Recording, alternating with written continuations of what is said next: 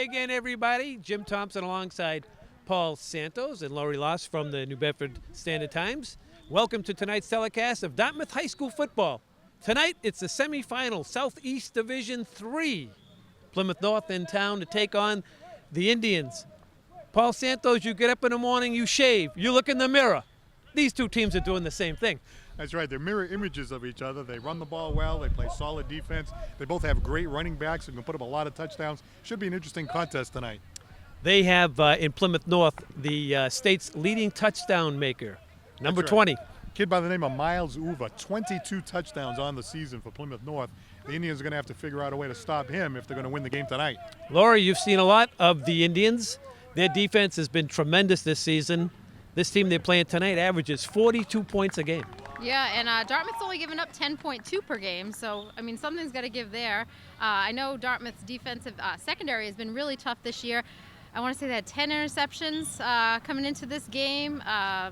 Matt Craig with 5. They also had 6 pick sixes this season. So if they're able to force Plymouth North into passing the ball, I'd be afraid of some of those guys in the secondary there. And the defensive line, I know I talked to a few of those guys at practice this week, and I mean, they're excited. They're up for this challenge. I mean, they're taking this as, you know, we're a strong defense. We want to be tested, so test us.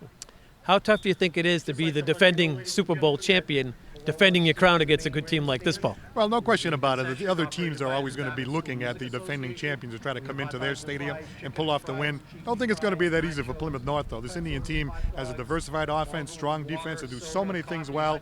And I think I'd have to say maybe they're a little bit of the favorite here tonight at home.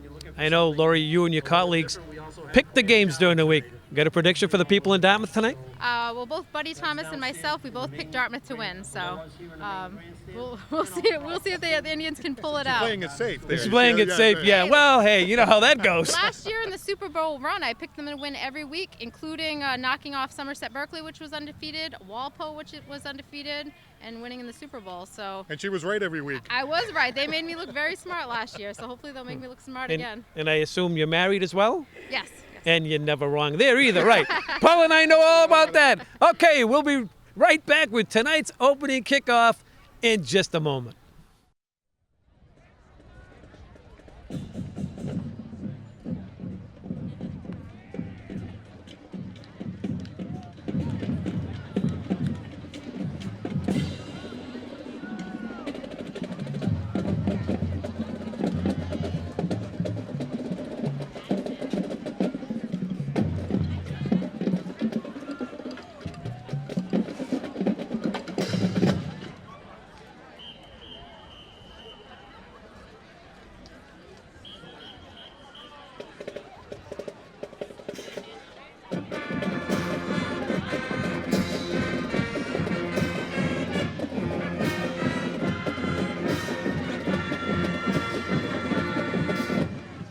Under the direction of Bill Kingsland.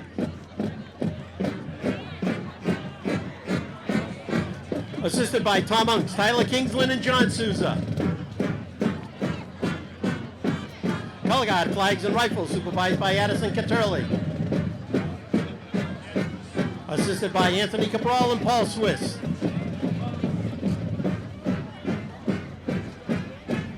Cheerleader, supervised by Rebecca Brager and Lauren Alphonse. Band led by student conductors Caitlin McGuire and Dominic Vicari. Dartmouth High School is proud to present the Dartmouth High School Marching Band.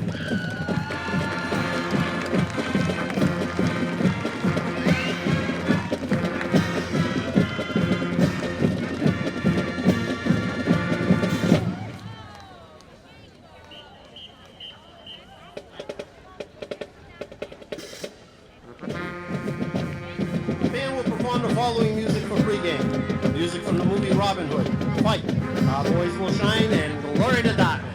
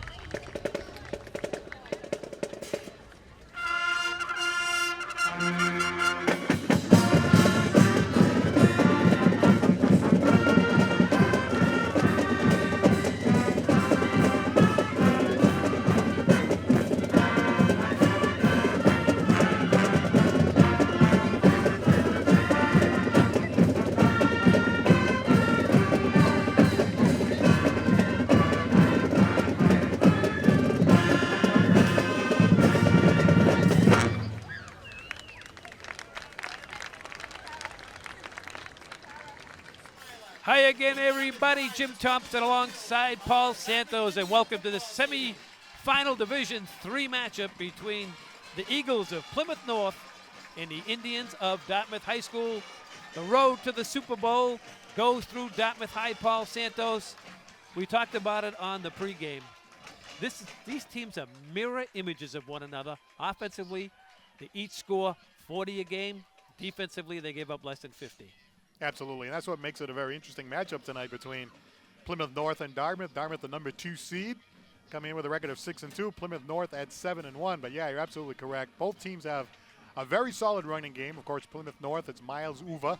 He's got 22 touchdowns on the season, first in all of Division III in Massachusetts. And of course, Dartmouth has a great running game led by their guy, Chris Martin. He's got 15 touchdowns on the season. But they do a lot of other things well. Both teams can throw the ball. Both teams are solid on defense, good defensive lines, good secondaries. And hey, it should be a great ball game between these two very evenly matched teams. And last year, Paul, what really led the Indians to the Super Bowl was their defense. And, you know, we often overlook some of the players on the defense, but these kids, again, this year have really proved their worth, just limiting the opponents. They turn the other team over. We talked about it in the pregame, the interceptions, return for touchdowns, the fumble recoveries, just a solid unit. Yeah, the down linemen very, very strong. Nate DeMello, Sean Smilak, an interception last week. Brendan Foley leading the team in tackles in that last game. You've got Nick Marquise, of course, Colin McCabe, Jack Sullivan, Marquise Adams. You got Matt Craig. He's got 5 interceptions on the season. So, you know, it's a real talented defense. Tisdale's back there. Of course, Cooper Smith. I mean, they've just been solid all season long. I mean, 17 times they've forced the other team to either fumble or turn the ball over by way of interception. And that's given the Indians great field position, and it's allowed them to score 6 defensive touchdowns. Well, they're going to be facing a dynamic quarterback in Cam Drew. 15 touchdown passes on the season. You match that up with Miles Uver's 22 running touchdowns. In last week's game, they scored 35 points in a 35-14 win over Plymouth South. Number 12, Cam Drew, threw for 3 touchdowns. Yeah, that's what makes Plymouth North so dangerous, because you got to watch Miles Uva all the time. But then they go to that play-action pass play, and you fake the handoff to Miles Uva, and then Cam Drew can drop back and really throw a nice tight spiral down the field. And the Indians have to be very careful that they're not paying too much attention to Uva, because they'll sneak somebody behind the secondary, and that means that it could be dangerous because Cam Drew will find those receivers deep behind the defensive backfield. Well, you had a chance to talk to Coach Ricky White and tonight's keys to the game.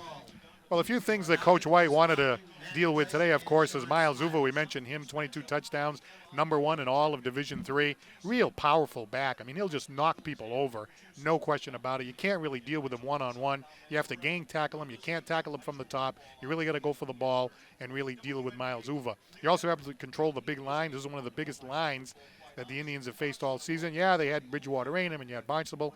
A couple of guys on this line, 275 pounds. This is the biggest line that the Indians have had to face all year.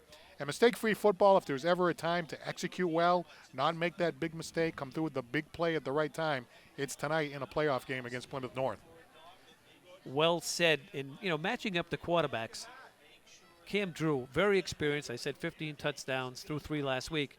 On the other hand, and we talk about it in every telecast, young Cole Jacobson, his first year at the quarterback spot. This is a very difficult situation for him. You're in the semifinals now, playing against a very experienced, big, fast team. Plays similar defense as you do, so you might see it in practice during the week. But this is a big stage for this young quarterback. Absolutely. So it's a much different situation. Obviously, you got to deliver in the big game. We talked to Coach Rick White last week about Cole Jacobson, and he said every single week he's improved. He's got more poise. He's got more comfortable. The game is slowing down for him. And, look at last week's game, right? He runs for a touchdown. He throws 2 touchdown passes. A lot of confidence as we go deeper into the season, deeper into the playoffs. So hopefully that'll continue tonight for Cole Jacobson. And this is one game where you play your season and you play Division I schools. Durfee, Bedford, Barnstable, Bridgewater, Raynham. They all count as far as points go, and we can talk for an hour about how the MIAA decides what division you're in and blah, blah, blah. But I think the opponents Dartmouth has played, they're not going to be afraid to play this Plymouth North team. Absolutely correct. I mean, we talked about it before. The quality of the schedule that you play during the season really prepares you for what you're going to see in the playoffs. Now, Dartmouth sits here in Division III, but they've played Division I opponents all year, and some big teams too, like Bridgewater, Raynham, and Barnstable, even though they're going against a sizable opponent tonight in Plymouth North. It's a little bit bigger tonight than in the past, but they've seen a lot of this before. Let's set it field side. The award-winning Dartmouth High School Band. It's our national anthem. See by the dawn's early light what so proudly we held at the twilight's last gleaming, whose broad stripes and bright stars through the perilous fight o'er the ramparts we watched were so gallantly streaming, and the rockets would glare, the bombs bursting in air gave proof through the night that our flag was still there. Oh, say does that star-spangled banner yet wave o'er the land of the free and the home of the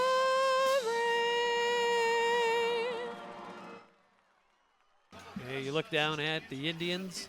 This the semifinal, Division III, Southeast. Plymouth North, 7-1 on the season. High-powered offense at 42 a game. And a stingy defense of only giving up 15. The other side of the ball, the Indians almost the same identical statistics.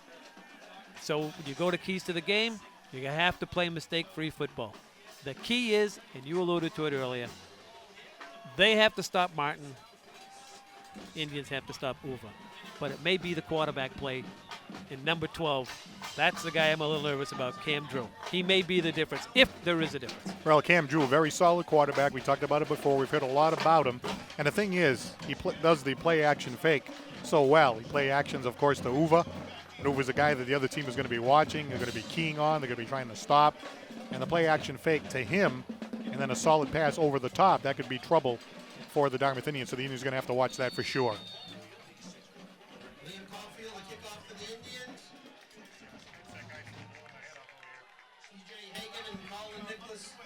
And we are one underway here. This is Hagan going to field it.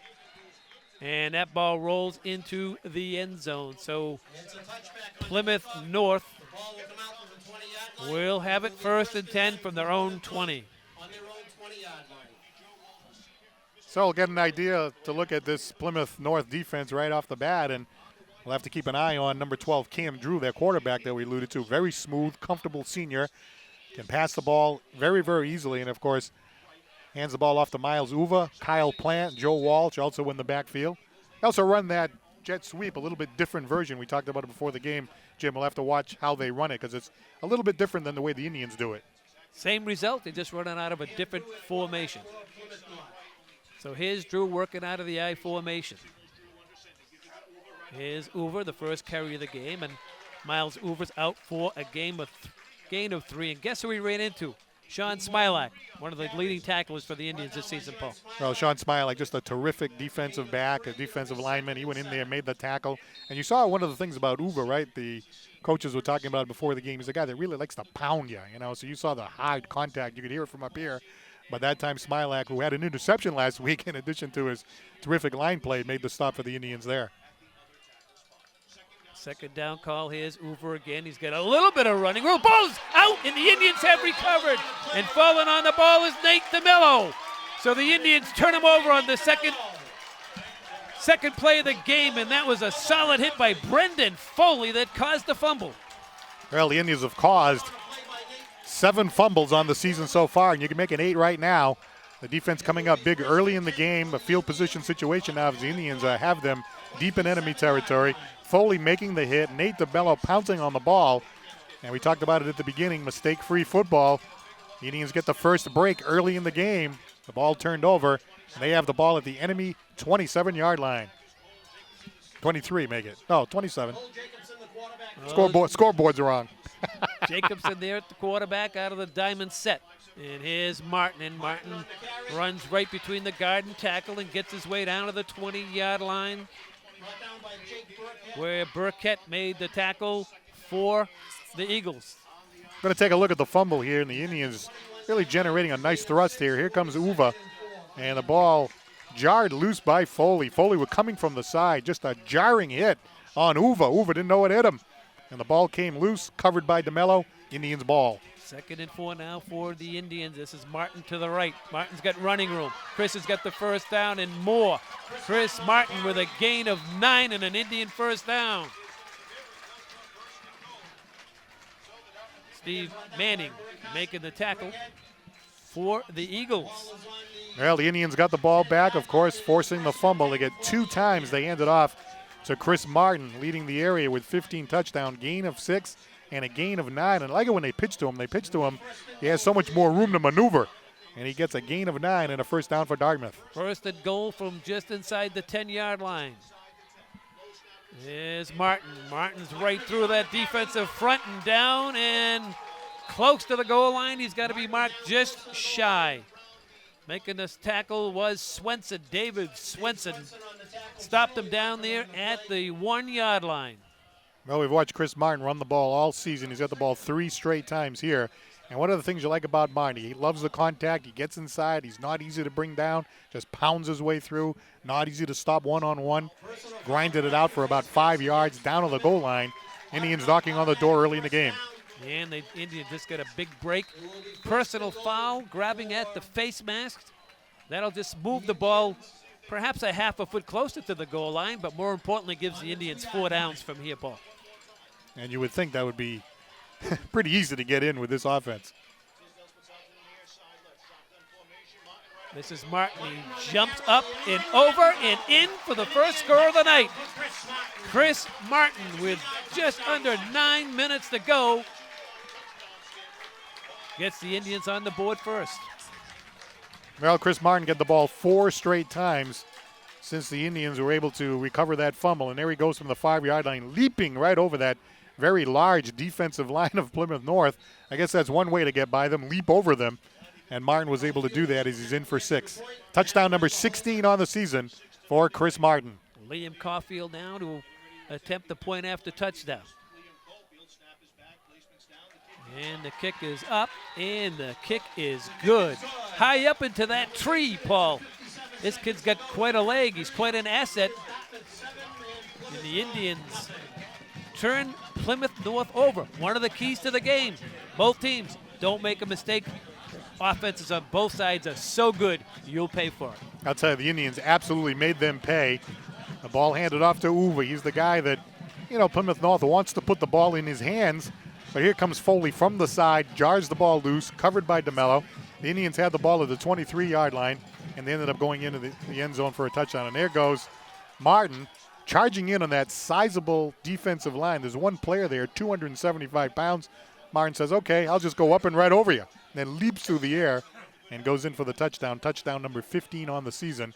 We only played 2 minutes and 3 seconds, and the Indians are up 7-0. You look across the way, those stands are full. Plymouth North, big high school. They brought a lot of fans along with them. Why not? Caulfield. It's going to come down to Nicholas.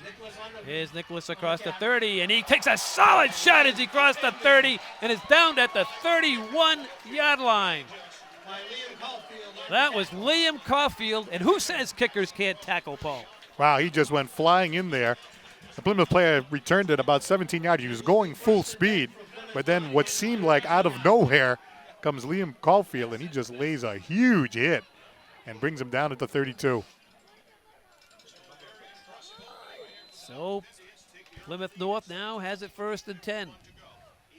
See the high speed run by Plymouth on that kickoff return, but Caulfield delivered the big hit, stopping him right there. There's a play fake to Uber. They throw it out to the left side, and it falls incomplete. Mitch Hennings was the intended receiver, and the ball came up just a wee bit short. It'll bring up 2nd down and 10 for this high-powered Plymouth North offense. Well, we knew we were going to see it. Cam Drew with a little play-action fake. He tries to find number 42, Mitchell Hennings, to the left. He was stationed maybe about 9 yards beyond the line of scrimmage, but the throw was a little low. Wasn't able to bring it in. And so Plymouth North looking at a 2nd down and 10.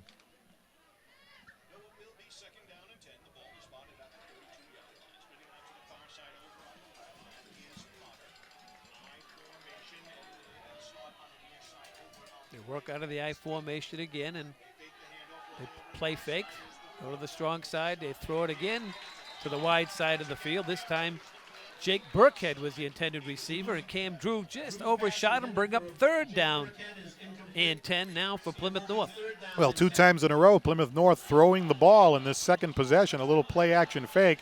And you see the quarterback there, Drew, rolling out to his left, throwing, but the ball just a little bit high, and Jake Burkhead was unable to bring that in. So interesting to see. They ran the ball a few times with Uva like you expected, but then the fumble. This time they come out throwing twice in a row, but neither time were they able to execute. Look for Spencer Potter, number 2. 8 touchdowns on the season. Wide out. 3rd and 10. Here's Uva, and Uva may be a yard, and the Indians are going to force him 3 and out. Coming across was Jack Sullivan. Sullivan's had a strong year for the Indians. So they turn him over on the first series of downs, and they force him into a 4th and 9. And the Indians will get the ball back here. We'll take a look at Jack Sullivan working on Uva. Uva, of course, in a tough situation there. It was his 3rd down and 10 because of the 2 incomplete passes. So you're really calling on Uva to run for a 1st down there. Probably not going to happen, not against this Dartmouth Indian defense. So 3 and out goes Plymouth North. Adams and Tisdale back to receive. They're just going to let it bounce, and it's bouncing in Plymouth North favor. It'll roll dead at the Dartmouth 35-yard line, where we will get our second look at the Indian offense. First time they had the ball, Paul, 27 yards, took it in just a few plays. Well, it was just a nice situation for the Indians to be in, of course, with that fumble being forced by Foley, covered by DeMello. The Indians getting into the 27. All they did was hand the ball off to Martin 4 times in a row. As we look at Kevin Coban, the head coach of Plymouth North, he's got to be thinking, oh boy, this is not going the way I wanted it to, at least in the outset. Not playing mistake-free football, the big mistake so far going against Plymouth North. Here's Martin, and this time Martin gets to the line of scrimmage, and the defense had him figured out there. Racing across was Miles Uver along with Steve Manning. No gain for Martin, 2nd and 10 Indians. Manning and Uva doing a great job that time closing up the inside. Martin just a great runner in between the tackles, but that time was not able to get that thrust on the offensive line. And you don't see Chris Martin getting stopped for no gain too often. You can credit that to the very sizable Plymouth North defensive down lineman. Indians' offensive and defensive lines are going to have to really shine here tonight. Plymouth North is big, strong, and quick. Here's Martin. He cuts it back inside. Chris has got running room, and Martin's out for a 1st down. A gain of 13. Walsh finally got him to the ground, but an Indian 1st down. I like this play where Chris Martin gets the pitch, because when he gets the pitch, he has so much more room to maneuver. A lot of real estate in front of him. He's able to then kind of cut and pick the gaps, and that time he goes right around the side. Finally gets brought down by Joe Walsh for 1. But how about that? Stopping for no gain on the inside, but then on the pitch, takes advantage of the real estate, gains 13, and another Dartmouth 1st down. Single setback here for the Indians, and Tisdale in motion, and Alex gets a first try at it, and Tisdale's out for a gain of 11, and another Indian 1st down, taken down in the secondary. Spencer Potter first guy to get a hold of him, along with Chase. But another Dartmouth High School first down. Now here's the handoff to Tisdale using that speed. He's got tremendous speed, and he just took off around the side. And I think the defense probably surprised at the speed of Tisdale. They weren't able to catch up with him. He gains about 12 that time. Indians in business, in enemy territory. That was our first look at the jet sweep.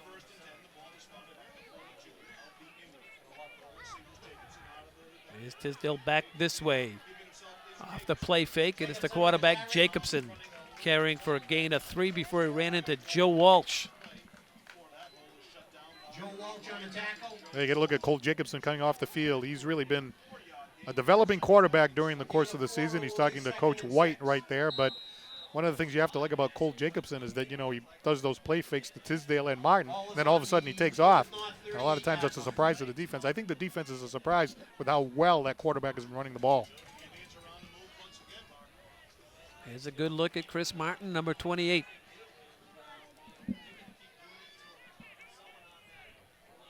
And we're going to get a flag here on the Indians. A little jumpiness on the offensive front. That'll set them back 5. Well, unfortunate little mistake there. Illegal procedure. You're getting a look at the referee, Ralph Stefanelli, making the call. And Ricky White wants a timeout.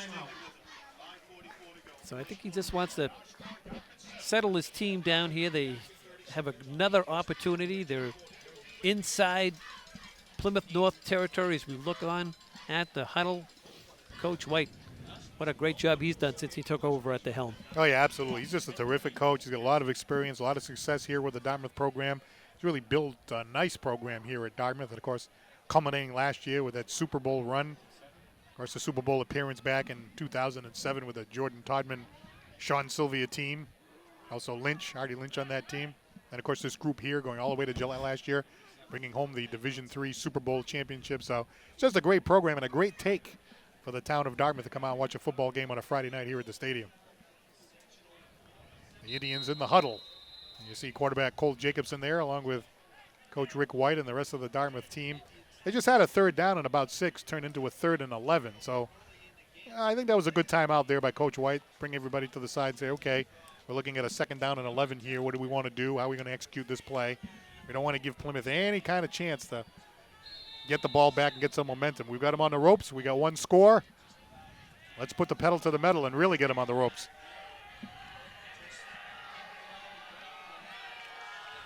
Second and 11 here for Dartmouth. Here's Martin, and as Chris gets the handoff, whistles blow, and it looked like we have a timeout once again. And now Plymouth North wants a timeout as Cole comes to the near sideline.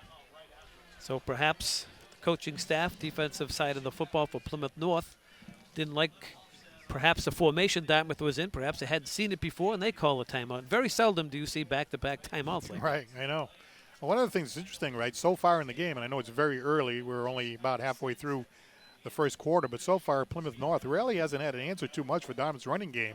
I mean, you had this procedure penalty, of course, that's created this 2nd down and 11, but Martin's had gains of 13 and 12, and Tisdale had a nice run of 12. And when the Indians forced that turnover, they got gains of 9 and 6 out of Martin. Indians had no problem running the ball into the end zone from there. So right now, early in the game, Plymouth North, not an answer for Dartmouth's running game. So I'm not so sure there was a timeout call by Plymouth. The officials are checking up here with the official running the clock, and they've taken the clock to 5 minutes and 44 seconds left to play in the first quarter. I'm Jim Thompson alongside Paul Santos. Andrew Thompson up here in the booth as well, doing the spotting tonight. And the legendary Doc Nooms on the public address. Wow, legendary.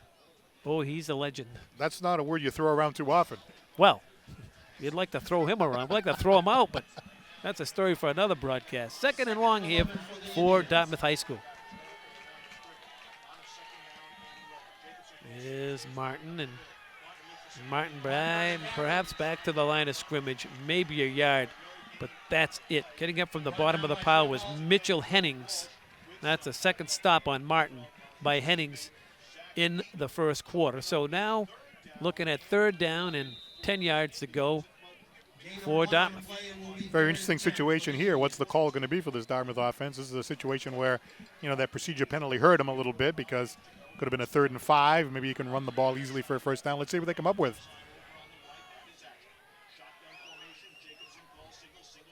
And they're going to pitch it to the near side to Martin, and they fence him in there, and they take him down by the top of his jersey, Jake Burkett. They couldn't get the block on Burkett, the defensive end, and he took him down easily and forced the Indians into a punt situation. Usually when the Indians are able to spring Martin around the side on that pitch, there's a lot of room, but there you see number 31, Burkhead, sheds his block, as Jim said, and gets his arms around Martin, brings Martin down. So the Indians kind of hurt a little bit by the procedure penalty, unable to convert another first down, and Plymouth North will get the ball back for the 3rd time tonight against Dartmouth. High snap. Craig rides it out. Spencer Potter back there to receive. One hop. Indians have it surrounded, and they stop the football just shy of the goal line, and it crossover. And I believe it crossed over. They had it surrounded. Perhaps trying to be too cute. Instead of 1st and 10 from the 1, it's 1st and 10 from the 20. Well, Plymouth has had the ball twice so far, and they haven't been able to do anything. The first time they had the ball, handed the ball off to Uva a couple of times. Second time he had the ball, he fumbled it as the Indians hit him hard, forced the fumble. Second time they got the ball, he went to the passing game, couldn't convert, and went 3 and out. So far we haven't seen anything. Obviously early in the game, head coach Kevin Coban is thinking, okay, 3rd time we got the ball now. This is the time we're going to move the ball. Let's see. Walsh is the fullback. This is Uva, the I-back, and Uva's pushing the pile forward. He's out to the 24-yard line. There for the Indians was Colin McCabe, along with Jack Sullivan, Foley as well. Look at that crowd across the way. Plymouth North, it's a big high school, Paul. Yeah, and they actually came in here in droves to root on their Plymouth North team. Only one loss on the year, and last week they won against Plymouth South, their arch rival, to make it to this game against the number 2 seeded Indians. So obviously a big win for them to beat their arch rival, Plymouth North, Plymouth South. And they're here tonight to take on the Indians in Dartmouth. Now they split the backs. And the motion man is Hagan, and Hagan's well defense in the backfield. Jack Sullivan read that from the get-go. And that's going to be a couple-yard loss for Plymouth North. So it'll bring up 3rd down and 7 yards to go for Plymouth North. Well, we talked before the game about the teams being mirror images of each other. So here comes Plymouth North's version of the jet sweep. And there goes T.J. Hagan. But he's stopped there by Sullivan, no problem at all, barging his way through and getting his hands around the talented runner. So now a good situation for Dartmouth now, 3rd down and 6. They got Plymouth North on the ropes again. Cam Drew threw for 3 touchdowns last week, a passing situation. He's got time, throws, and incomplete out there at the 35-yard line. So that was intended for Walsh, and it'll be 4th down. Again, the Indians' defense. So far, so good, Paul. Yeah, 3 times Plymouth has had the ball. 3 times they haven't been able to do anything with it. And here's the play-action fake. The pass there by Cam Drew. Cam Drew has thrown the ball 3 times tonight, Jim. All 3 times incomplete. It's really stalled their offense. Adams and Tisdale back deep. And it's Marquise Adams on the fly, and he brings it inside the 40 down to the 38. So the Indians, their first 3 possessions, Paul, they've had pretty good field position. Right, Rick White talked about that before the game in our discussion about the game. You know, if you play solid on both sides of the ball, you force turnovers, you do all the things you're supposed to do execution-wise, you will end up with good field position. The Indians had the ball at the 27 the first time after forcing the fumble. He had the yard deep in enemy territory again at the enemy 38. With field position like that, big advantage, of course, to the Indians. Matty Craig and Jack Sullivan to the top of your screen. Single back is Martin. That's Tisdale in motion.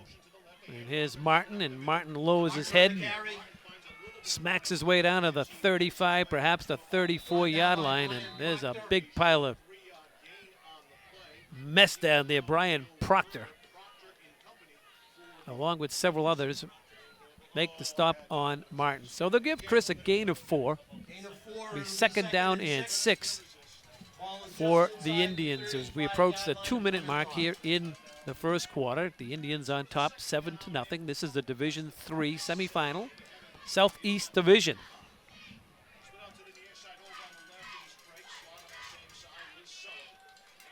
And this is Jacobson off the ball fake. Cole's got a first down, and Jacobson finally run out of bounds, but not before he picked up 11. Colin Nicholas ran him out of bounds, but that's another Dartmouth first down. This is just a nice execution here by your quarterback, Cole Jacobson. Play fake to Martin. Martin's been doing damage all night long.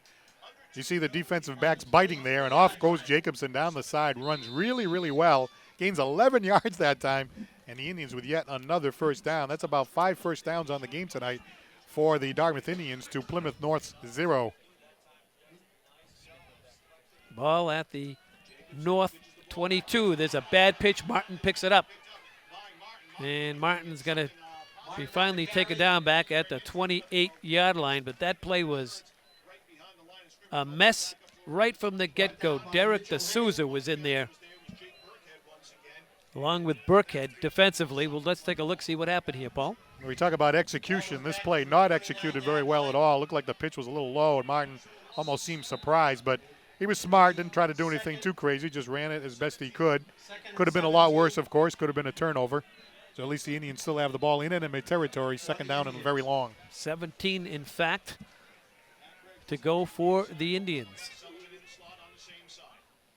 Jacobson, play action. He's got plenty of time. Throws deep, long, and it's caught by the Indians. And going in for the touchdown is Jack Sullivan. Well defense back there by Colin Nicholas, who looked like he may have intercepted it. But Sullivan comes away, and the Indians have the lead at 13-0.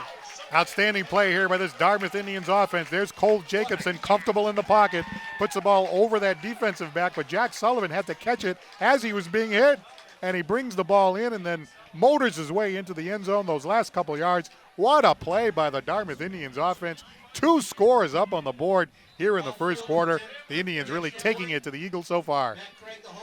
Liam Caulfield in now for the point after touchdown.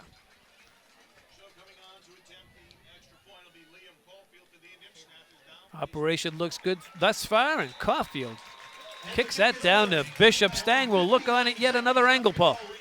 Well, Cole Jacobson in the pocket. Look how comfortable he is. Quick play action fake. Takes a couple of steps, looks downfield, and look at Luke Sullivan. I mean, he had to reach up there between 2 players. One of them was hitting him at the time he was bringing the ball in. He manages to get it and go into the end zone for a touchdown. Just a great play all the way around for the Dartmouth Indians, for Luke Sullivan and, of course, the quarterback, Cole Jacobson. So think about this, Jim, right? The defense forces a fumble. We talked about how important the defense is going to be. The running game has just been great. Martin ran the ball 4 times for that first score. Jacobson starts running the ball, which he can do, and then Jacobson throws a pass. He's 1 for 1, a touchdown pass.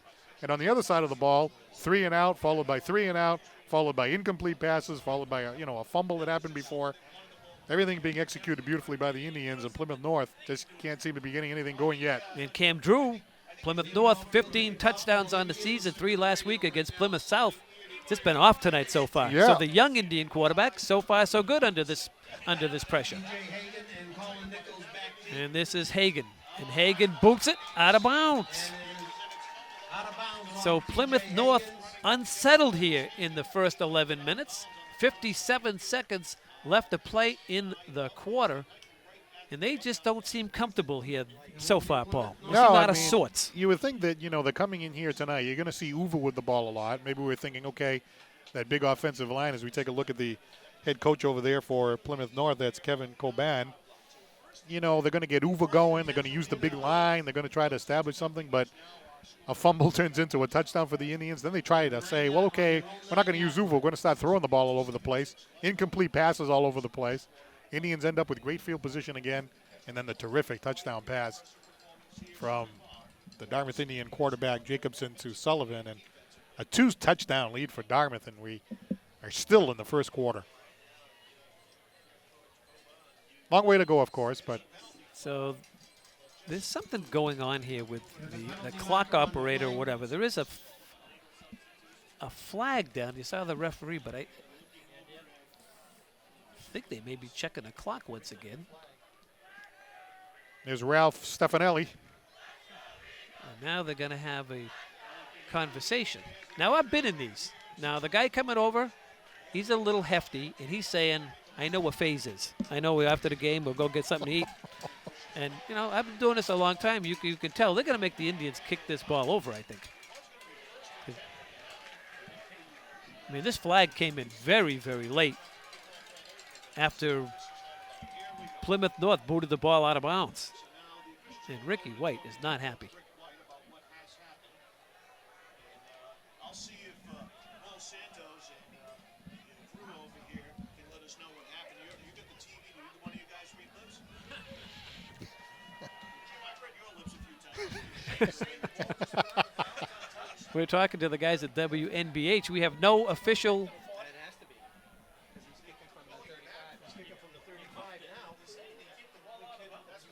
I guess what they're saying is it didn't hit the Plymouth North player, so it's a penalty. So the kick must have gone over the sideline, which is a penalty. Right. So that's it. So they're kicking the ball from further back, 5 Exactly. yards But back. boy, that was an awfully late flag.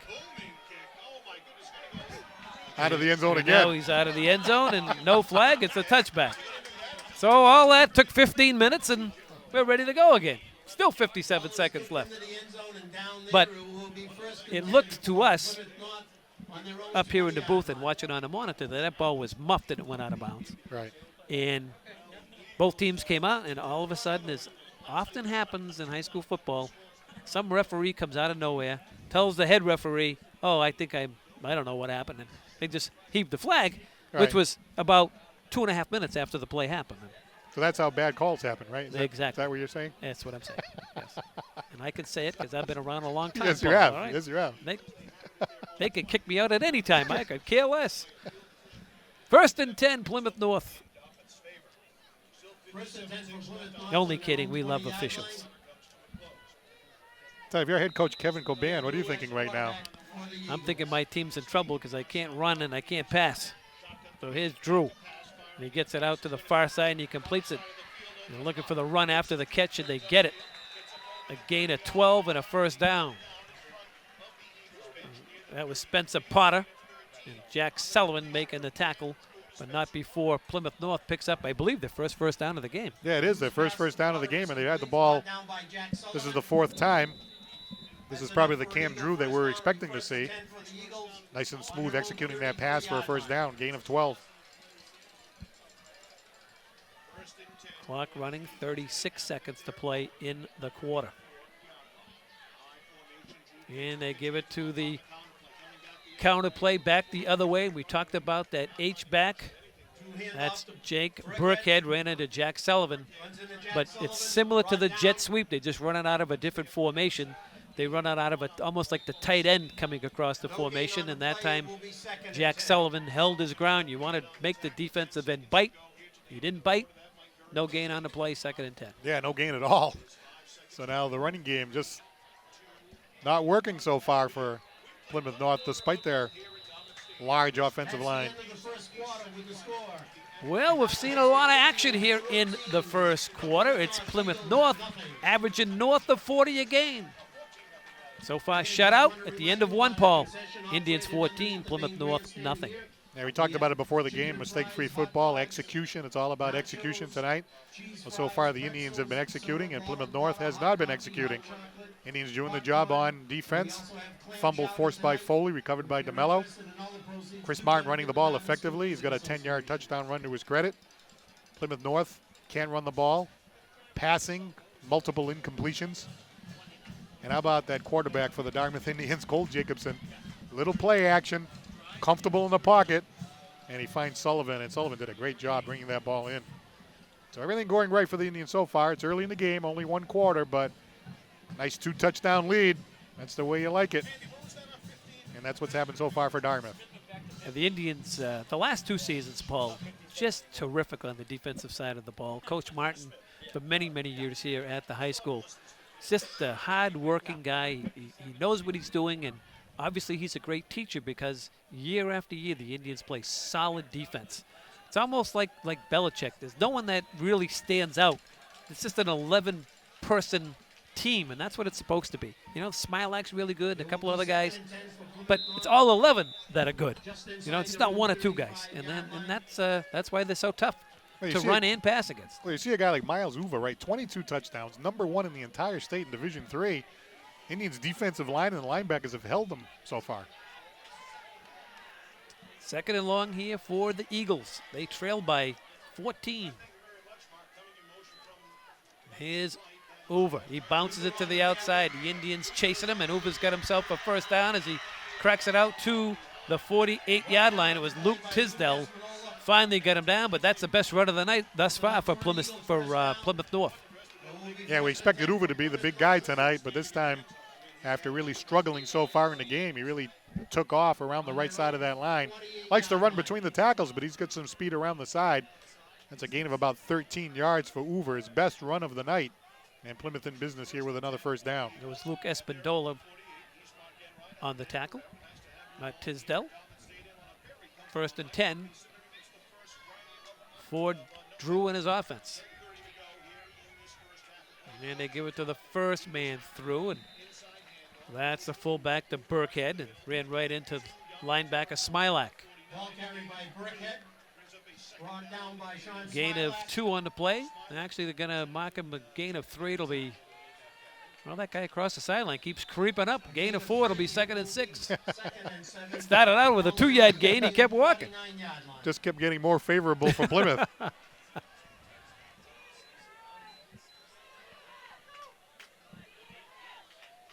This is the best drive thus far for Plymouth North. Indians blitzing. They offside. There's the pump fake, and they're going to get the quarterback deep. The ball is out, but it's all going to be called back. Cooper Smith was chasing Drew in the backfield, but this is all going to come back as the Indians were blitzing on the play, and I think, Paul, they beat the snap count. Yeah, there you see it. You see Cam Drew. Call is offside Indians. That was It's a Sean 5-yard Smilak penalty. trying to gauge the snap count. And got called for the violation. So they flagged the Indians. They'll move the football On the Indian 44-yard line. 5 yards. They've spotted down at the 44-yard line. Be 2nd and 2. Another look at head coach Kevin Coban. Pacing a little bit in the early going. Although he's got to be happy the way this drive is going. Seems like they got their feet underneath them. The Indians jump again. Here comes another flag. And this is Uver, and he ran into Sullivan. Carry brought down by Jack Sullivan. Penalty marker But on I the think the play. Indians jumped the gun again, and I think they're going to give him another 5 and a first down. Penalties against the Indians. Again, We were a talking signal. about making mistakes. He just gave him 10 yards and a first down. Yeah, and it came at a time where, you got him on the ropes. You got him up by 2 touchdowns. You certainly don't give him any lift here. They hadn't really been moving the ball until now. But yeah, 2 times in a row. Looked like the Indians were coming up, ready to jump, and then just took that one step too soon that last time. So 1st and 10, Plymouth North just inside the Dartmouth 40-yard line. Over, pitch back to Drew. He's got time. He launches long, deep, well defense back there. Incomplete. In the end zone. Back there defensively for the Indians was Alex Tisdale. The pass intended for Colin Nicholas. Well, we got a chance to see how comfortable that senior quarterback Cam Drew is. He just dropped back like a seasoned veteran that he is. Very, very comfortable in the pocket. Threw a beautiful spiral over the middle, but how about Tisdale? Tisdale was all over Colin Nicholas. You're going to see on the replay how he reaches his hand up and kind of gets in the way. But here's Drew setting up so nicely. Beautifully thrown ball. Look at Tisdale there, reaching up and knocking the ball away. Perfectly played by the corner. Here's Uver, and Sullivan is there to get him after a yard or 2 gain. brought down by along Sullivan with and Smiley. McCabe. Luke Espinola. So they're going to give him a gain of 1, 3rd and long. It'll be second. It'll be 3rd and 9. You see Plymouth North not executing on these passes, and that's been contributing to their drive stalling, because they're always stuck in these 3rd and long situations when the incomplete pass occurs. So the Indians have a chance to stop them again with the 3rd and long. T.J. Hagan, top of your screen. Spencer Potter here to the near side. 3rd and 9. Drew's got time, gets it out in the flat, completes it. And it may be close enough for a first down. Mitch Hennings on the catch. Actually, that's Joe Walsh on the catch. And that's enough. Gain of 11 and a first down. That's enough for Plymouth North first down. Well, Plymouth needed about 9 to get a first down, so they really didn't go deep down the field. They just got the ball out into the flat. And Joe Walsh did a nice job collecting the ball and then making enough juke steps to get by the defender to get past where the first down marker was. So a good call by the Plymouth North offense, good execution, and they have another first down. They have it inside the Indian 30, 1st and 10. Best drive of the night for Plymouth North. They get up to the line of scrimmage. And a timeout, Dartmouth. So this drive all started with a muff kickoff, if I'm correct. Yes. That a late flag came in, backed the Indians up 5. They kicked it off from the 35-yard line. And Plymouth North hasn't given up the ball since. Best drive of the night for them. No, best drive of the night started at their own 20-yard line. They've actually accumulated 4 first downs on the drive. And they got Yuva going. You know, Yuva has had a little bit of a difficult time so far tonight, thanks to these guys right here in green. But he finally got a 13-yard gain and a first down. Of course, the Indians, a little bit of a mistake there, a couple of offside penalties against them, which gave Plymouth North 2 5-yard gains in a row, basically 10 yards like you stated before. And so that helped it along. But in the meantime, they've been running the ball much better. Still haven't been able to complete the pass, though. But this is their best drive of the night. 8 plays and still going. So both teams off the timeout, come back onto the field. Dartmouth High has the lead at 14-0. Even though they haven't been able to complete that long one, you can see how comfortable that quarterback is. And that's an explosive thing to have in your toolbox, right? You can throw a few incompletions, but all you need is 2 of those to actually work, and all of a sudden you got a different story. You're right back in it. Hagan to the near side.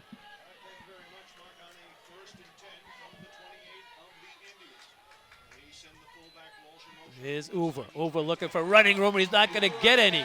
That's Jack Sullivan once again. Taken down behind the line of scrimmage And by Nate Jack DeMello as well.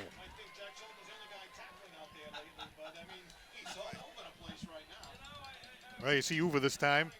The man in motion there was Walsh. They pitch it to Uva, figuring maybe he'd have a little more real estate on the side, but nothing doing this. Sullivan, a little bit of help from DeMello. It's a loss of 5. 2nd and 15 now for North. You got to wonder whether this might be a time where Cam Drew drops back in the pocket. Craig matched up against Potter here to the near side. 2 very good athletes. As now the quarterback changes the play, and I think his head coach says, I don't think so. Timeout North. Understandable timeout there by Kevin Coban. As we said, this is their best drive of the game so far, but now, because of what's happened here in that last play, you're looking at a 2nd and long, very important call.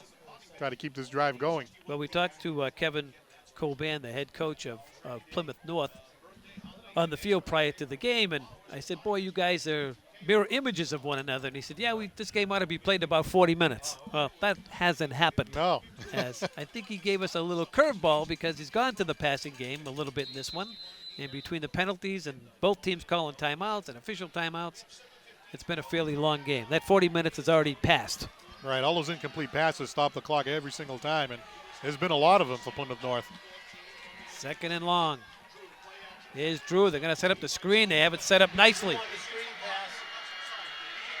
And going in for the touchdown is Uva.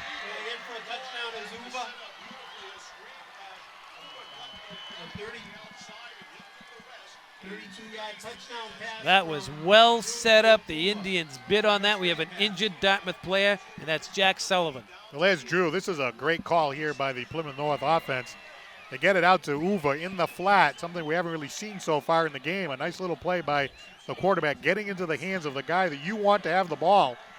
And he brings that ball in, a 32-yard touchdown pass from Cam Drew to Miles Uva. And Plymouth North is right back in the game. So North gets on the scoreboard with just over 7 minutes to play. Now they'll attempt a point after touchdown. As we were saying, you look back at all those mistakes and the incomplete passes and all that, they can get wiped off by one play like that. Aaron Chase on for North. And Chase rides it up and rides it through. So with 7:04 to go in the first half, we have ourselves a ball game. Now I want you to watch this play in the secondary and why Sullivan was injured. And it's a nice play to Uva. And you watch at the very end of this, you guys can speed it up. You're going to see 87 in green. Just take a cheap shot right here. Boom, he's going in for a touchdown, and I think I'll just lay you out when you're not looking. Yeah, that is not good at all. It had nothing to do with the play. Uva was going to go into the end zone. He's just kind of coming down the field. You can see that Sullivan kind of let up a little bit because he knew he was going into the end zone and just hit from the side. Never hit a defenseless player.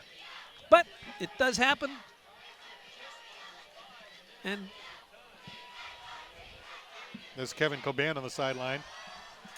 Hey, Jim, that was a 10-play drive, 80 yards. There were 5 first downs along the way. There was a number of runs by Uva, a couple of pass plays, and, of course, the 32-yard touchdown pass from Cam Drew to Uva. Yeah, you could see them starting to, they were very unsettled in the first quarter. Now they seem they have their feet underneath them, and they seem to be settling in here. Right, and this is why this possession right here by the Indians is very important. Adams and Tisdale back to receive. And this is Adams. And Adams looking for running room. Adams still on his feet, and they chase him out across the 25-yard line. Making the tackle was Bryant. It'll be 1st and 10 for the Indians. And it's good to see Jack Sullivan got up off that late hit. And I'm sure Sullivan will remember that at some point during the game. And who could blame him, Paul? You don't like to see that. That's a frustrating kind of a play, uncalled for. But you're right. It can also be something that can kind of energize the person who was on the receiving end of that. Well, Jacobson to Tisdale, looking for room. Tisdale looking for the 25, 30, 35. He's got the first down out to the 37-yard line. Aaron Chase finally got him down, but what nifty footwork there by Tisdale to get that yardage on his own, Paul. Well, Jim, you mentioned the speed of Tisdale so many times in these telecasts, and look how he just was able to get out of the arms of Brett Cabral, and then once the speed kicked in, I mean, he was gone. A gain of about 12 yards, and yet another Indian first down, and that's a nice way to respond from the, the nice drive that Plymouth just put together. Let's get right back to it and keep this ball moving. 1st and 10, Dartmouth from the 38. You have a 7-point lead. Here's Chris. And Martin perhaps back to the line of scrimmage. That's it. Tried running to the left side that time.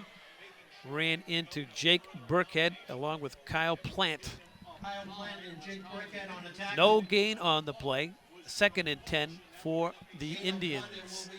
6:15 and counting down here in the second quarter. I'm Jim Thompson alongside Paul Santos, Peter Chase, and Derek Freitz, producing and directing this telecast of Indian football. Semifinal, Division III Southeast. Plymouth North in town to take on the Indians. And here's Martin pushing the pile across the 44 and out to the 45-yard line. Jake Burkhead making the tackle after a 5-yard gain from the Indian tailback. 3rd down and 5 now for the Indians. Now, Chris Martin, 16 touchdowns on the season. He got his 16th tonight early in the game, but what a strong runner. This goes hard up the middle. Can't bring him down one-on-one. You got 2-3 people on him, and he still manages to force forward for an extra yard or 2. Gain of 5. Here's Martin, rips it right up the middle in the second effort, gets him the 1st down. A gain of 7, but it was the second gear, the second effort. Picks up the 1st down. Cabral made the tackle. Well, let's take a look at the senior again, Chris Martin. We've been watching him all season long. He's a 5'7", 165-pound senior. So strong, and it looked like he was going to be tackled short of the 1st down again. Second effort. There are 2 players draped on him, and he still manages to use that extra thrust to get into 1st down territory.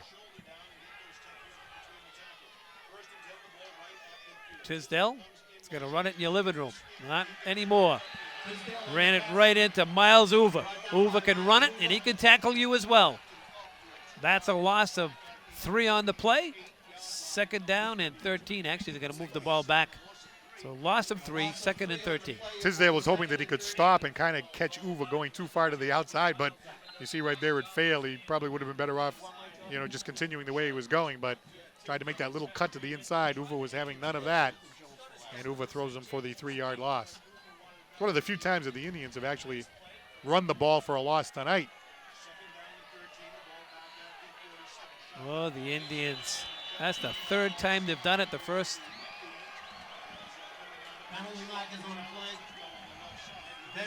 guy jumping across was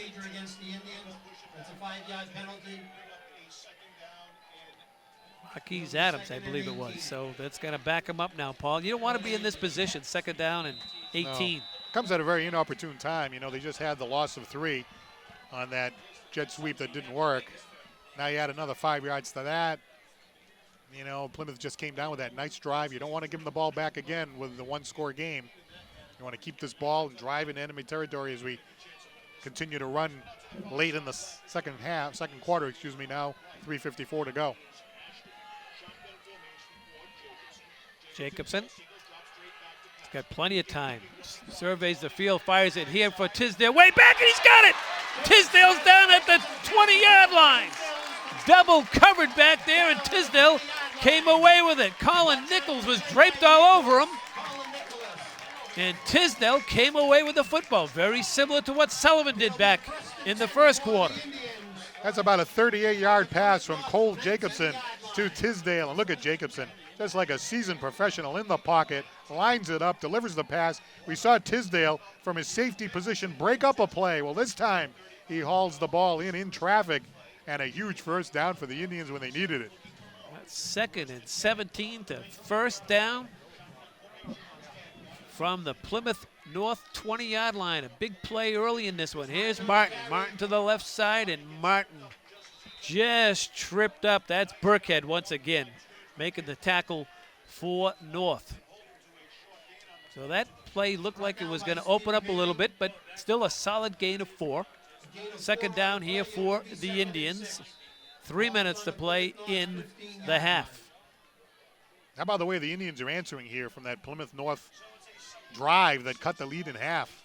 Said it was going to be a big possession here for Dartmouth, and even facing the 3rd and long, they still delivered.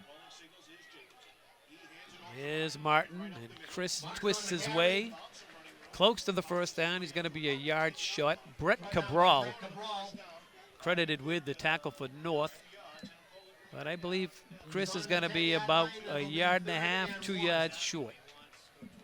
Call it a yard and a half. Ball just outside the 10.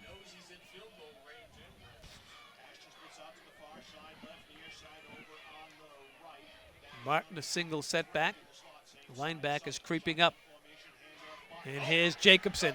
Jacobson's got the 1st down and taken out of bounds, but there's a flag there as well. Uva credited with the tackle, but there is a flag down.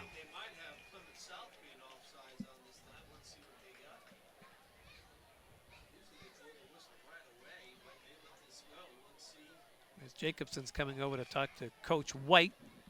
They're talking to the chain gang along the far side. I think this is going to be a penalty against Plymouth North. It's going to give the Indians a first down. Here comes referee Ralph Stefanelli, make the signal. So Outside. the Indians will take the penalty. It'll be first and goal for Dartmouth High School late here in the second quarter. You saw that play fake working so well. Everybody was like tackling Martin, and Martin didn't have the ball. And off went Jacobson with the ball. There's Coach Coben across the way. First and goal from the 5. Ricky White's got to be very satisfied. His defense has only given up 7. The team he's playing against averages 42. Caulfield and Martin are the runners. There's Martin, rips it inside the 5 and down to the 3. The ball might have come out, but it didn't. Burkhead with the tackle.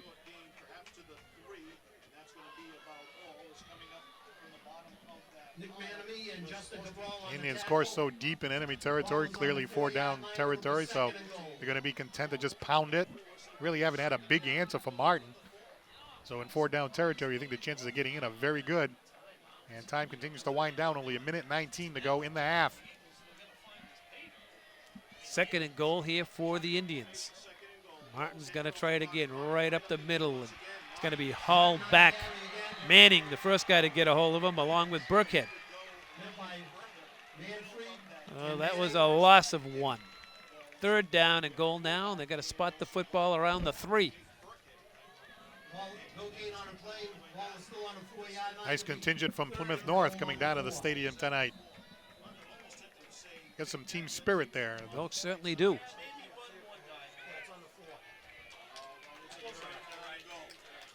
So here are the Indians, third and goal from the 3.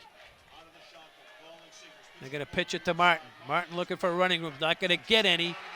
And there's Manning once again, making the play for North along with Brian Proctor. Well, you got to figure that Plymouth North defensive front expecting Martin to get the ball, and Martin didn't get the ball every time, so they were keying on it. This sets up an interesting situation because, as we pointed out before, Jim, Indians have a very strong kicking game. So you could easily have Caulfield come out here and try a field goal, or you can just say, you know what, we're just going to go for it on 4th down and try to get the touchdown. I think that's what Ricky's going to do. He let the clock run down to 3 seconds. And here comes the special teams on for Dartmouth High School. We've talked so much about, the deeper you get into the playoffs, that maybe the kicking game was going to become important. I mean, if this is successful, now you're back to a 2-possession game. That's what you want. Obviously, they would have been much happier to get in for 6, but this is a very makeable kick for the Dartmouth special teams unit. Matt Craig the hole. Caulfield to attempt the field goal from 22 yards out. And we have a timeout across the way. Well, we saw Liam Caulfield kick one last week, I believe, in that first-round game against Sharon, and not only did the ball go successfully through the uprights, it landed, I don't know, did it bounce off the building over there? It did. Yeah, it had like 20 yards to spare. The ball actually landed at Friendly Pizza, and the ball said, I'm here, number 33, 10 minutes. Right. So he definitely has the leg. I mean, it all comes down to, you need a good snap, you need a good hold, you got to get a good lay into the ball. So you just got to make sure the execution is performed successfully. And the Indians can have a 2-possession lead back if successful. Looking on at the Plymouth North sideline, their special team unit. And the Indian Band anxiously awaiting their turn, the award-winning Dartmouth High School Marching Band. This has been a nice drive the Indians put together here, Jim, starting at their own 25. This is going to be the 13th play. Nice long pass in the middle.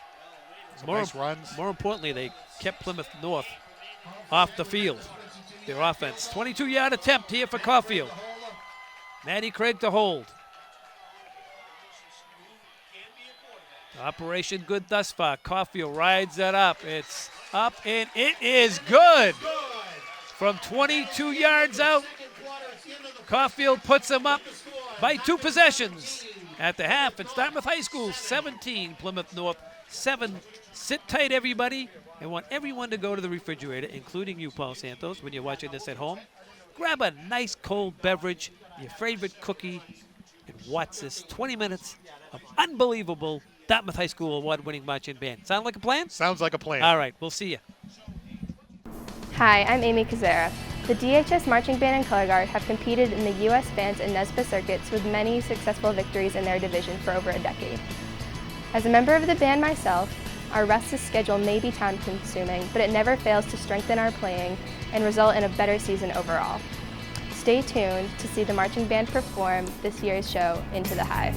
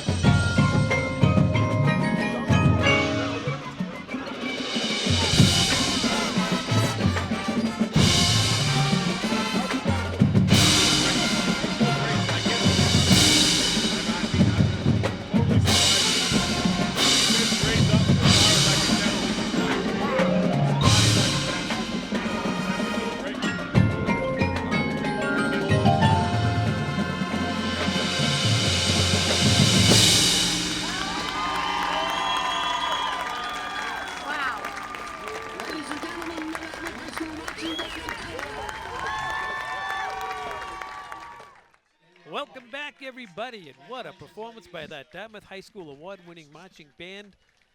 It's incredible the amount of time and practice these kids put in, and they have their opportunity to shine not only in local events that not only local, they're national. They travel all over the place and have had support, just not this year, but the last 25 years. Even when Doc Nunes and I were back in high school in the early 70s, the Dartmouth High School band had a great tradition there. Then Paul Santos, they continue to carry it on. You don't see a high school performance like that anywhere in the state of Massachusetts. No, they are definitely the best of the best. They've proven it for such a long time. And, I have to figure, right? You look across the way, you see that Plymouth North fandom over there. They must be thinking, wow, look at this. This is quite a band they got here at Dartmouth. Well, we're going to look at this as well. Here's the bracket, Paul. Well, Dayton-Rehoboth winners tonight over Falmouth. We believe the score might have been 25-13. That was the score very late in the game. But nonetheless, Dayton-Rehoboth, the #1 seed, takes out Falmouth. They defeated Windman-Hanson, as you see in the opening round. So the winner of tonight's game between Dartmouth and Plymouth North will be traveling to Dayton-Rehoboth a week from today to play for the Division III Southeast Championship. Well, we have 22 minutes of football left. Tell the folks at home about the first 22. Well, it was a very interesting first half. The Dartmouth Indians kicked the ball off to Plymouth. We were all set to get our first look at Uva. And when Uva got the ball, he fumbled it. There was a fumble that was caused by Foley, covered by DeMello. And then 4 plays later, Chris Martin was in the end zone for his 16th touchdown of the season. Caulfield extra point, and the Indians were up 7-0. Plymouth got the ball again, 3 and out they went. Dartmouth got the ball. He ended up punting the ball. Eventually, the Indians got the ball back, and they ended up getting a nice 29-yard touchdown pass to Jack Sullivan from quarterback Cole Jacobson. Extra point, 14-0 lead. Finally, after a number of attempts at moving the ball on offense unsuccessfully, Plymouth North put together a very nice 10-play drive. It was capped by a nice screen pass from the quarterback Cam Drew over to Miles Uva, who scampered 32 yards down the sideline with a chase extra point. They cut the Indians' lead to 14-7. But one of the keys to that whole first half, Jim, we talked about it, the way the Indians responded. Could have come back and gone 3 and out or something like that. Well, nothing doing. There was a nice play right in the middle of that 13-play drive, a 38-yard pass from Cole Jacobson to Tisdale, who brought the ball in traffic. And the Indians, although they were not able to get into the end zone, they got the ball deep into enemy territory.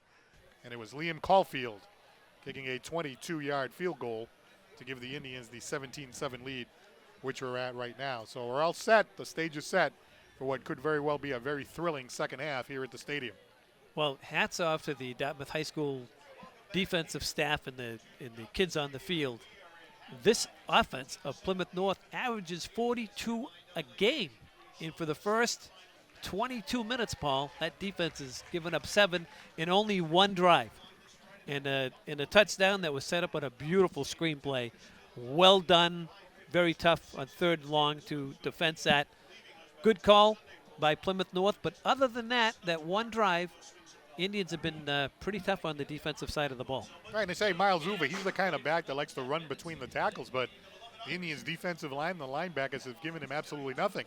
And then we see Plymouth North go, okay, we're going to kind of key on Uva a little bit. We're going to go to the play-action pass. We got a great quarterback who can pull that off. He's got a lot of touchdown passes, Cam Drew. He threw like 3 or 4 incomplete passes before he finally threw the touchdown pass. I have to figure that in the second half, I think Plymouth's going to come at him a little bit more. Indians' defense is going to have to play just as sharp, because I don't think we've seen the best of the Plymouth North offense yet. And the one thing I think the staff must be looking at is, can we hang on physically for 22 more minutes? Plymouth North is just really, they're ginormous up front. And they're just 2 possessions behind. But we saw what they could do in that long 80-yard drive that they have. They just physically beat you up. And the Indians were very fortunate in the first quarter to get them out 3 and out, causing a fumble, which led to a score. So I think you're right. I think Plymouth North is definitely in the game. I thought it was very big on the as the Indians get set to come on the field. Very big defensively in the last minute of play for Plymouth North. The Indians had it 1st and goal, and they had 4 plays to get it in. They ran the ball to Martin 3 times up the gut, and Plymouth North would have nothing doing. They no way he was getting in. They settled for the field goal. That may come back to haunt them at some time, because I think Plymouth North is a type of team you got to get 7 when you have the opportunity. However, the Dartmouth defense, as I've said throughout the season, and many times here tonight. They've been tremendous. So a 10-point lead, you're at home, you got 22 minutes left of football, you're in pretty good shape.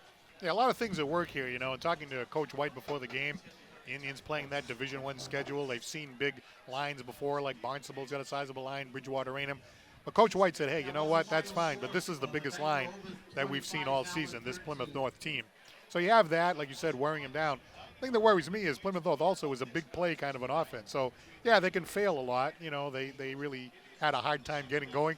But then all of a sudden, boom, they can throw like a 30, 40-yard pass, and all of a sudden they're in the end zone. So, but hasn't that what, you know, we said they're mirror images, and we were both concerned with the quarterback Drew for Plymouth North, but it's been Jacobson. Yeah. He's the Dartmouth, the young quarterback that's thrown 2 long balls, one for a touchdown and one when it was 3rd and 17 to pick up a big first down. Yeah, that was a really nice play to Jack Sullivan. Just kind of stepped up, very calm, throws the ball down. And the other one in that last drive that ended up with a field goal, a 38-yard pass to Tisdale. Again, Jacobson dropping back, got really good pass protection, looked comfortable, threw it downfield, nice tight spiral. I mean, everything executed so well. And, hey, you're right. He's the guy that's actually passed the ball more successfully over the season senior in Mr. Cam Drew.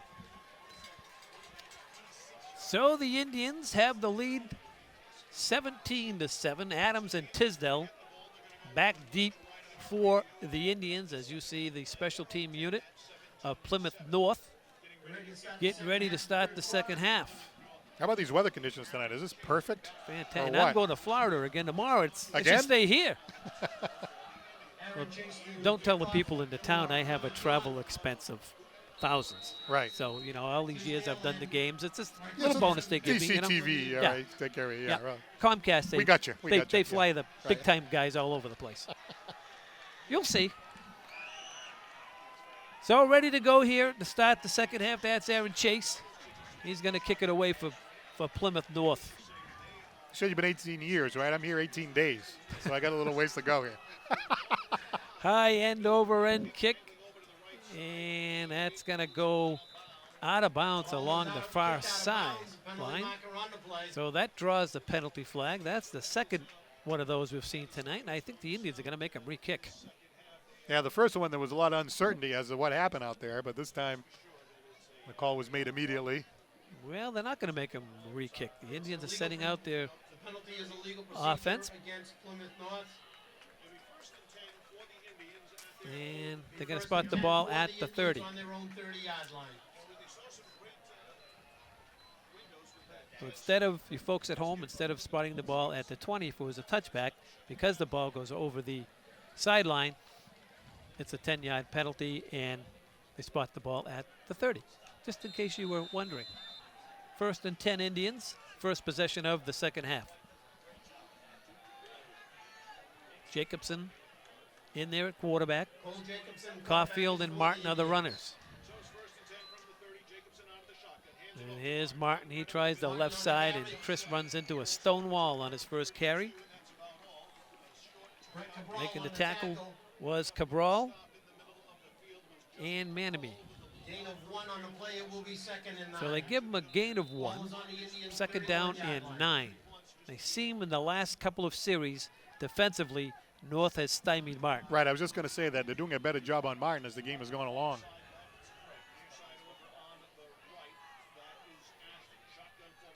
Well, they're going to pitch it to Martin along the far sideline. Got a little hop in his giddy up, and Martin falls forward. He's got to be close to the first down. Think he's going to have it by a half a yard.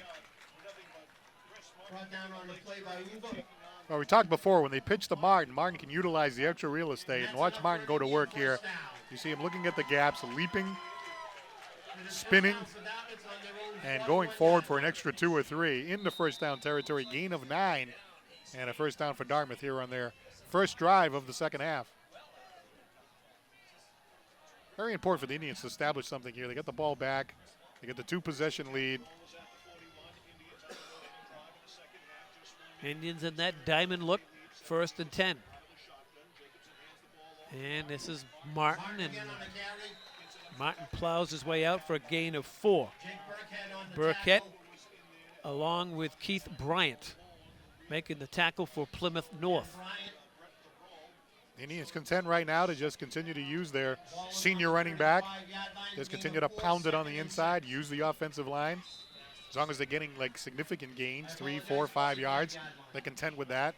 And of course, they can always use that off of something else. Use a play fake.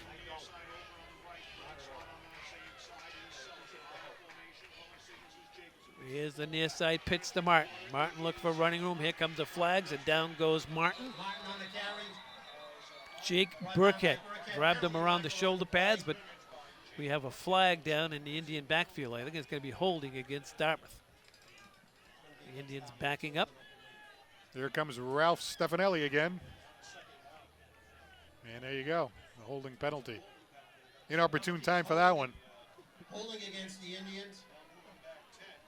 So that's a 10-yard penalty going against Dartmouth. The Indian sideline talking with quarterback Jacobson.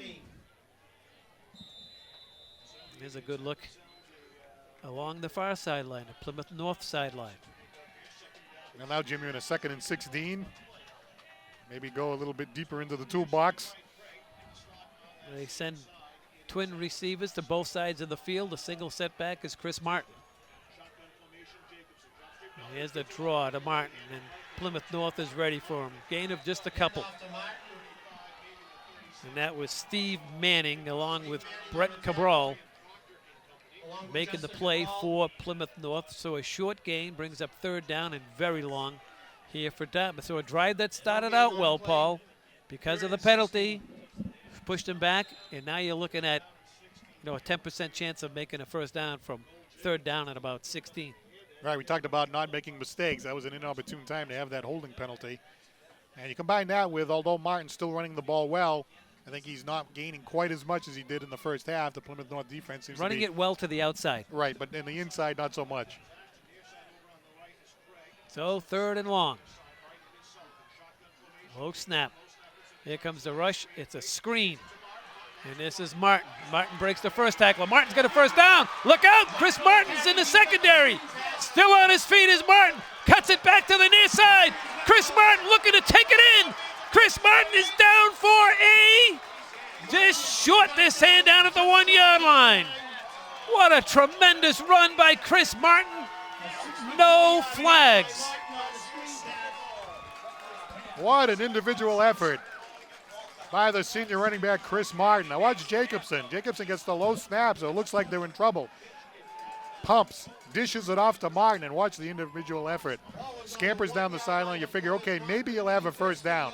But no, continues to run, break tackles, finds a blocker, and just continues down into the end zone areas. Dane Ashton laying a nice block, but Martin tackled right at the 1-yard line. 1st and goal at the 1. Is the quarterback, and he doesn't get any short. I'd like to look at that replay because I think he's in for the touchdown. I don't think the referee was in position. He was in by a yard. Can we back that up, guys?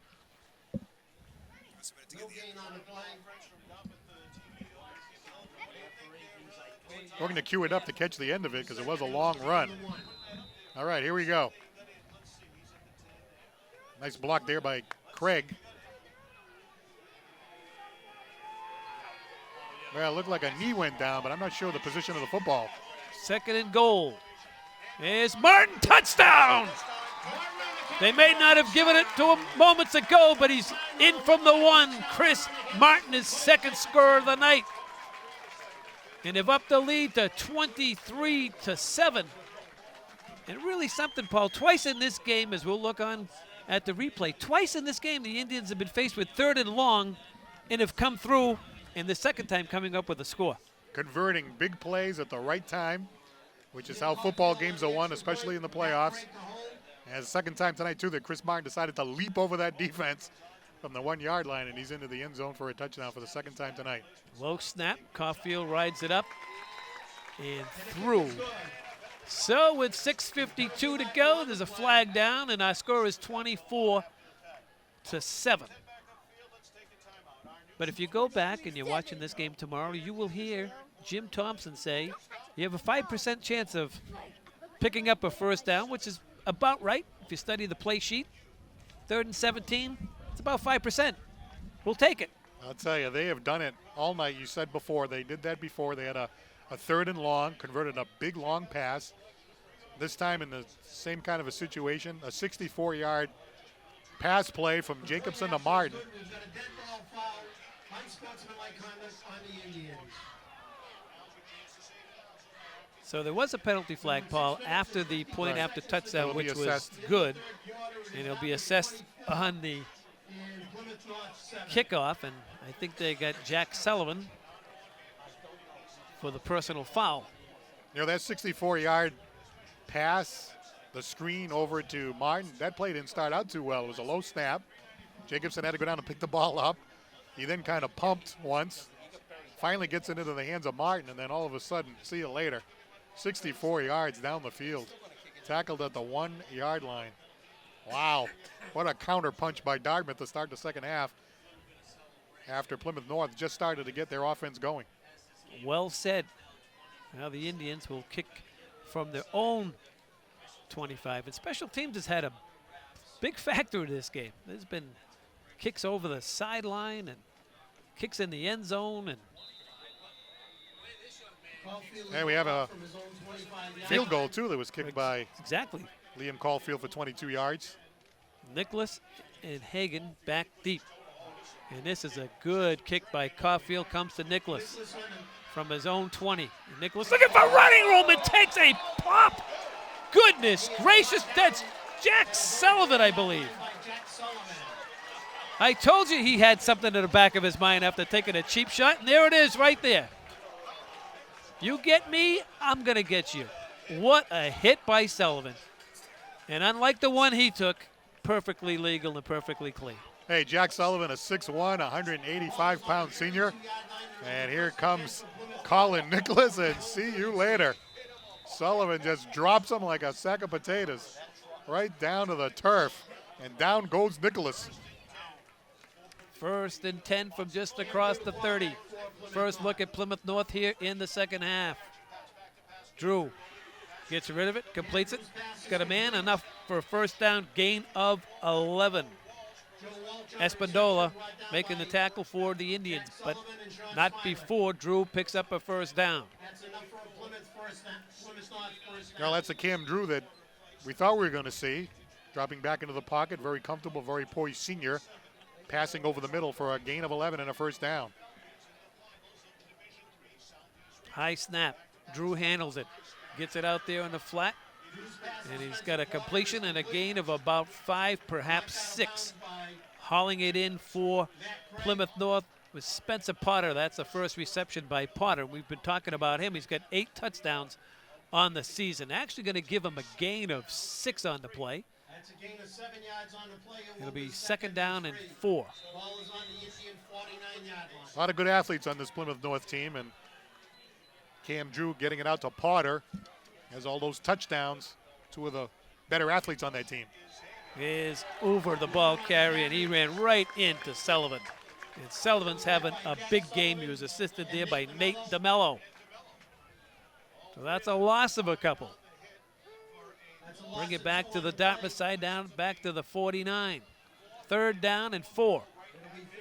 Now, we heard a lot about Miles Uva coming into today's game. Of course, the star Plymouth North running back, 22 touchdowns on the season coming into tonight's game. And the Indians' defense has held him really cold, except for that one play on the screen.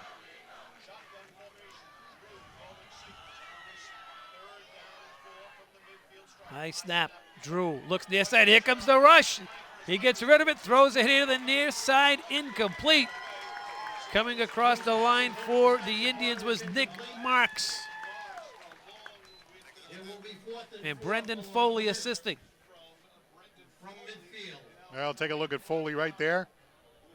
Along with 73, Nick Marks putting the pressure on. Cam Drew didn't know where to go, had no place to go. Just kind of threw a weak one down the left sidelines for an incomplete pass. So 5:34 to go here, Paul. 4th and 4, they're going to go for it. So a gutsy call right there by Coach Kevin Coban. Well, we're more than halfway through the 3rd quarter, and it's a sizable lead here for the Indians at 24-7, so he's figuring we're going. 4th and 4. Play action. Drew throws, got a man, it's caught, first down. On the reception was Jake Burkhead, Luke Espendola in coverage, but not before Burkhead hauls it in from this tight end spot. Well, this is what we thought we were going to see. Here's the quarterback dropping back, nice tight spiral over the middle, and is splitting that zone defensive coverage. Jake Burkhead bringing the ball in. That's a gain of about 22 yards. Nicely executed play and a good call there going forward on fourth down, getting the first. Here's Drew. Here comes the rush. Drew, can he escape it? Here come the Indians, and he gets rid of it at the last second. Racing across for Dartmouth High School was Cooper Smith, along with Sullivan again. Well, Cam Smith, I'm not sure he's seen a pass rush quite like this until tonight. There you see Cooper Smith, a defensive end, with a great job of penetration. And Cam Drew looked very uncomfortable. Sullivan is all over this football field. And Sullivan, what a game he's had. Offensively and defensively. Of course, Jack Sullivan with a 29-yard touchdown reception, in addition to his stellar play on defense tonight. So basically you have Plymouth North now one-dimensional. They're going to try to throw the football, and I think the Indians might have drawn them offside. They did. Illegal procedure going to be called against Plymouth North as the Indians looked like they were going to try to jump the gaps. One of the offensive linemen moving for Plymouth North, and that'll back them up 5.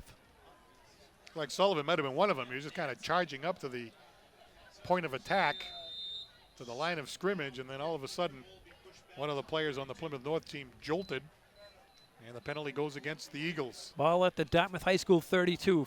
Second down and 15 for North. Play action, and they're going to try to set up the screen. Drew running for his life, throws at the last moment, and incomplete. Brendan Foley was chasing the quarterback, and a flag is down. We'll have to see what the penalty flag is about, but how about that Dartmouth Indians pass rush? I mean, they're just causing all kinds of problems for the senior quarterback, Cam Drew. Brendan Foley just all over him the last few times, making him very uncomfortable as head coach Kevin Coban. Kevin doesn't seem too happy. No, he's trying to listen in. One of the refs was saying for him to get back along with his team, so let's see what they have. This was a very late flag. Ralph Stefanelli, the referee out there Ralph's tonight. in no hurry, I can tell you that. He's in the no-hurry referee.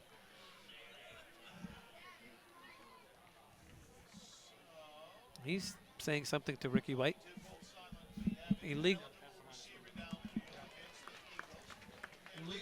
Eligible man. It's an illegal forward pass. I think the quarterback may have been past the line of scrimmage. Yeah, he was running for his life thanks to that Indian pass rush, and he was running, and yeah, he kind of threw the ball late. So apparently he crossed the line of scrimmage. Maybe we can see it from this angle.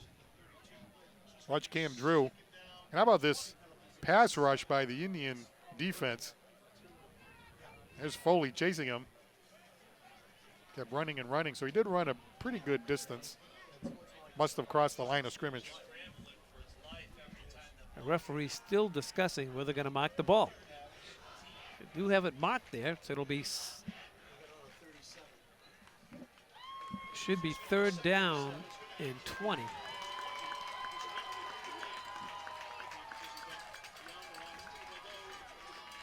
So they're going to keep the down. So it's second down, and we'll call it 20 to go. It'll be second and 20 for Plymouth North on their own 37-yard line. Yeah, we'll see what Plymouth North calls here. Say that little screen getting the ball off to Hoover on the side. That was a dangerous play that worked before.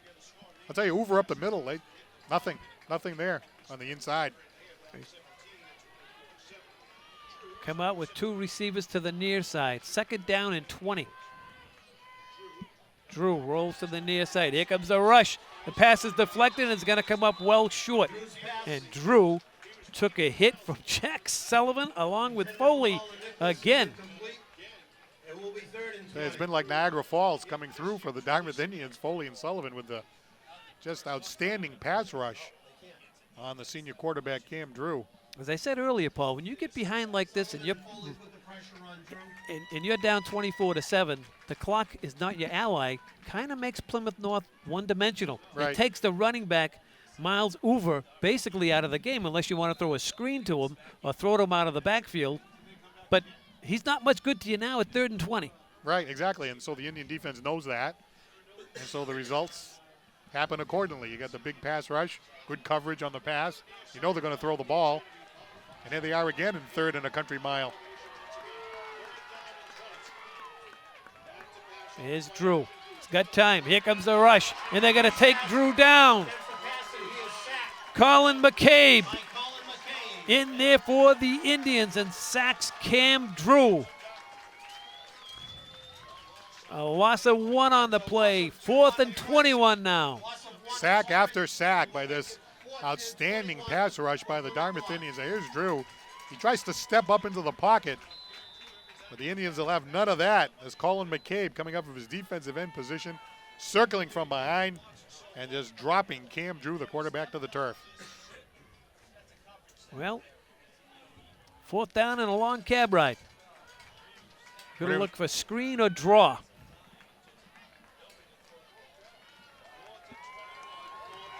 Here's Drew. An outstanding quarterback, 15 touchdown pass on the season. The ball is loose on the ground. Drew has it, but the Indians are going to turn him over on downs. And I think Drew might have been hurt on that last sack, Paul. He seems to be a little out of sorts. Well, if that's true, that could explain what happened there. I mean, this was a clutch situation on the 4th and 21. Plymouth North needed to at least get the quarterback in position to make the pass, and they couldn't even do that. The ball was fumbled. Here's the man I talk about a lot, Coach Martin. Coach Martin operating the Dartmouth Indian defense, and well, he's got to be satisfied tonight. The Indian defense stopping Uva, 22 touchdowns on the season, leading the entire state in Division III. Nothing doing on the inside in that last series. You talked about the one-dimensional because of the situation. How about that pass rush? Here's Tisdale.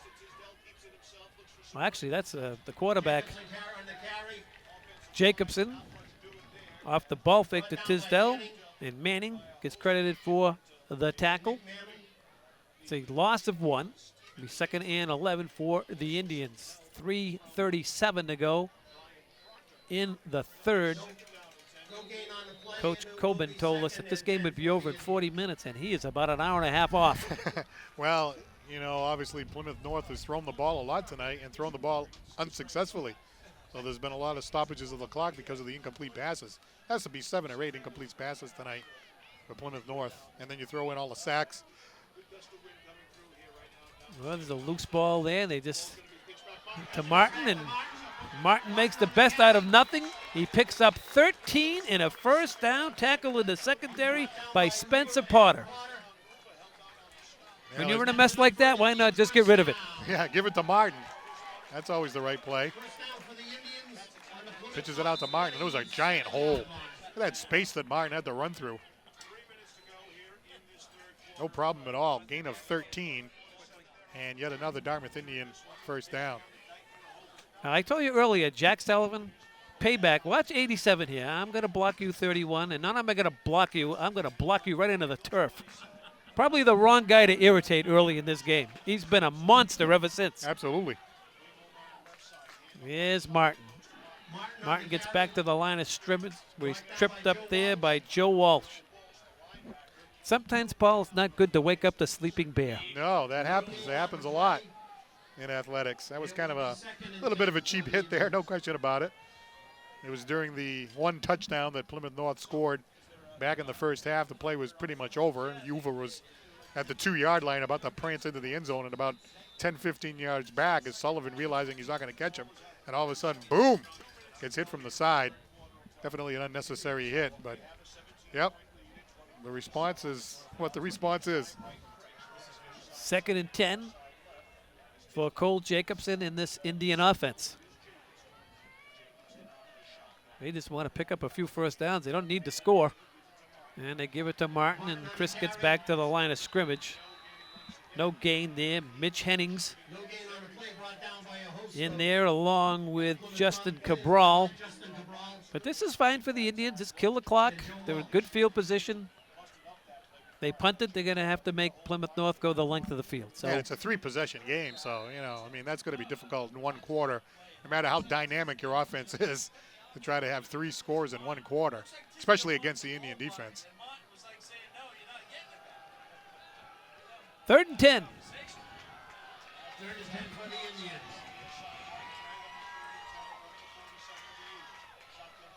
There's Chris. And Martin still on his feet, and tough to get him down. Gets it down to the 40-yard line, but that's going to be well short of the first down. Making the stop was Jake Burkhead. He's had a whale of a game as Burkhead, Paul. Now we'll take a look at Martin again. So enjoyable watching Martin go to work. Just knocks one of the defensive tackles right over as he was carrying the ball. So it'll force the Indians to punt. Matty Craig in to do the kicking. Matt Craig to punt for the Indians. Over back deep to receive for Plymouth North.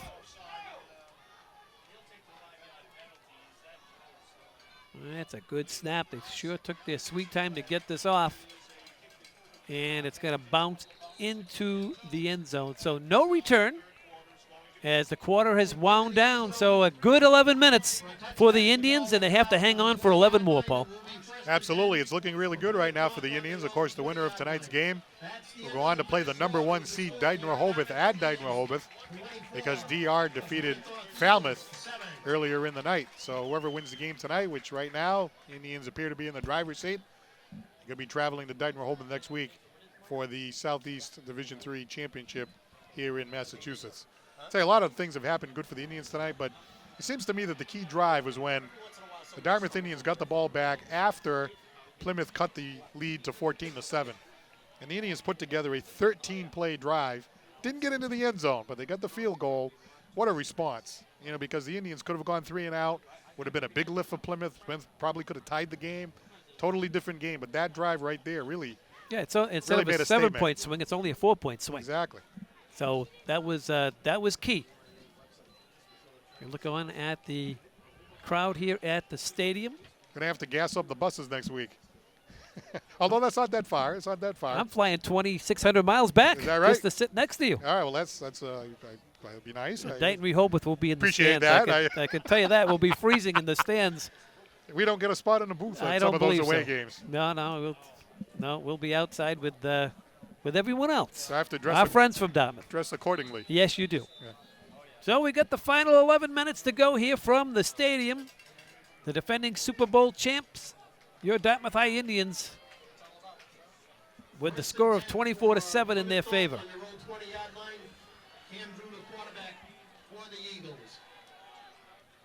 And they're going to run it here to the near side, and the Indian defense just all over all night long. Gain of 1. McCabe once again making the tackle. And you can see the kids walking back for Plymouth North to the huddle. You can just see the deflated there.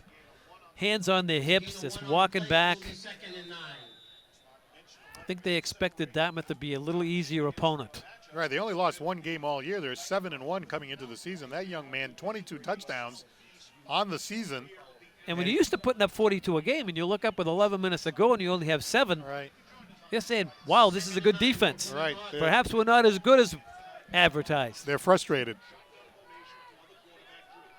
Empty backfield.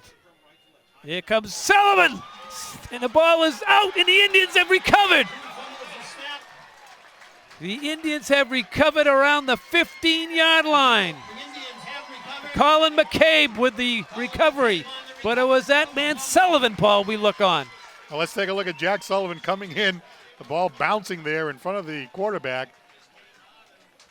And there goes Colin McCabe diving forward and falling on that ball. So the Indians turn them over. Spotted at the North 14. take a look at it again. Here comes number 87. Just a beeline. And looked like the quarterback kind of fumbled on the throw. But he saw number 87 coming out of the corner of his eye, I'm sure. First and 10 Indians. And they're going to run it on first down. And it's a penalty, and running it in for the Indians for the touchdown is Frankie Matos, but illegal procedure.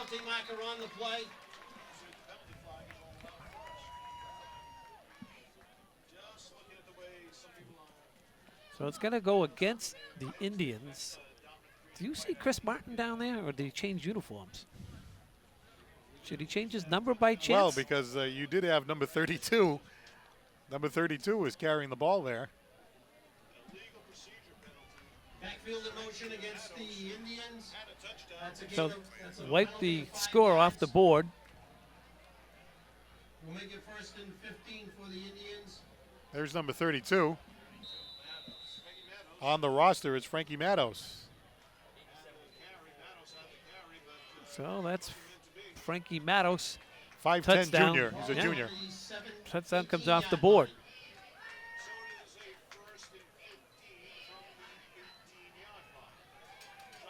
I move the football back to the 18-yard line. First and 15. Here's Matos once again, and he's in the secondary and in for the touchdown.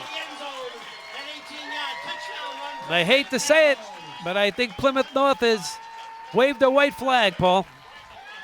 Well, Frankie Matos, right? You give him the ball. He runs into the end zone for a touchdown. We say, oh, no, sorry about that. Penalty flag's on the play. Say, all right, that's okay. Oh, give me the ball again. And he carries the ball again. And look at this. It looked like he was going to be stopped. Nobody right wanted to tackle him. No, thank you.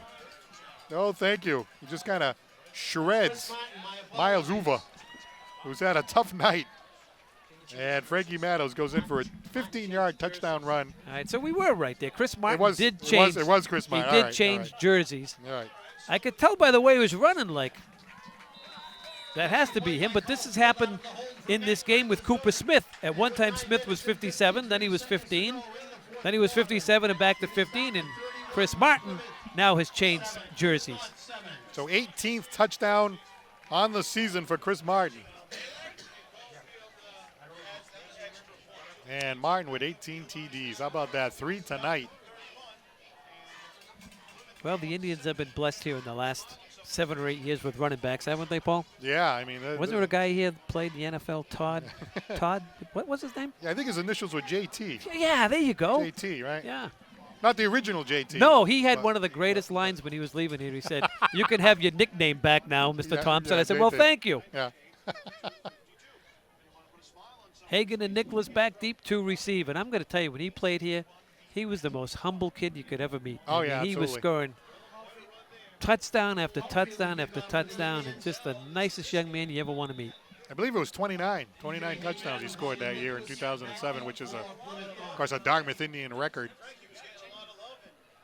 That was a great team. So the Indians will be heading over to Dighton Rehoboth. As Nicholas, last time he ran back, he took a pop from Sullivan. This time he gets it up across the 30, where Plymouth North will have it first in 10, now trailing 31-7. Alex Tisdale making a special teams tackle for the Indians. So Chris Martin, touchdown runs tonight of 15 yards, 1 yard, and 10 yards. There's a 22-yard field goal by Liam Caulfield. Some nice passing by Cole Jacobson. Touchdown pass, 29 yards to Jack Sullivan. And the Indians, of course, forcing turnovers on defense. Big pass rush. Doing a lot of things well tonight, both offensively, defensively, and even a special teams play, both on punts, kickoffs, returns, field position, and, of course, the 22-yard field goal by Liam Caulfield, which hit the side of the building again. He likes that. That's the town hall, right? It most certainly is. And over the ball carry, and he's going to lose a yard. Brendan Foley making the tackle. DeMello there as well. It's a loss of 2. Second down and long now for Plymouth North. And they are, I had mentioned it before that touchdown by Martin. They're just deflated. You could just see the air is just taken out of these kids. You know, when you have a great run, and it all goes back, I think, to Dartmouth's schedule. They just are used to playing very good teams. And they get in this tournament with Division III teams, and they handle them quite easily. I mean, you know, last year there were a couple of close games, but no one was scoring over 7 or 10 points against them through that whole tournament. Yeah, and here right. we go this year again. Last week, Sharon, they did nothing offensively. Here's a team that averages 42 a game. They have the state's leading touchdown maker in Uva. They have a quarterback that threw for 15 touchdowns. He threw for 3 last week. He comes in here, does nothing. I'll tell you, it seems like Uva on the inside, right? You take that away, right? That was a big surprise, I suppose, from their point of view. They really didn't think that Uva was not going to be able to at least run the ball a little bit on the inside. Indians didn't give them anything on the inside. That was a concern. Hey, they got the big line and everything, but you take that away, and that takes away, you know, doing other things off of the inside run. Here's Drew, fakes one way, throws the other, completes it. That's in the hands of Walsh. And Walsh is still on his feet as he crosses the 45 and out to about the 47-yard line when Nate DeMello tackled him for the Indians. Chatting with Coach White before the game, you know, he's talking about execution. Of course, that's normal to talk about, you know, obviously teams executing over other teams not executing. But you think about the beginning of the game, Jim, right? You know, they're having a lot of trouble executing even like little short passes and stuff like that. They really coughed up a couple of drives early on, just throwing 2 and 3 incomplete passes. And, you know, they were going 3 and out. Played right into Dartmouth's hands. First down, Plymouth North. Fake to Uber. They throw it here to the near side. And running down the sideline here for Plymouth North is Hagan. And Hagan's tackled in the secondary by Espindola. One of the better plays here for North here tonight, Paul.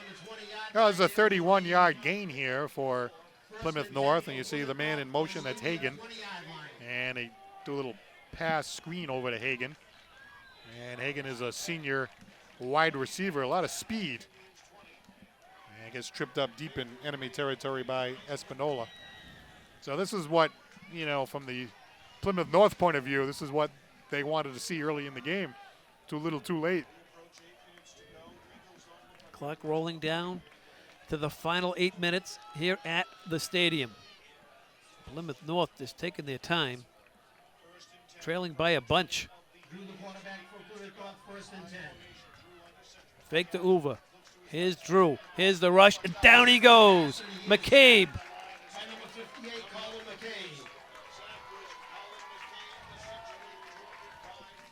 Credit the Indian secondary, Paul. Can't be anybody open. He's holding on to the ball and taking the sacks. And how about this pass rush that we've really seen? I mean, as soon as he turned, he was in trouble.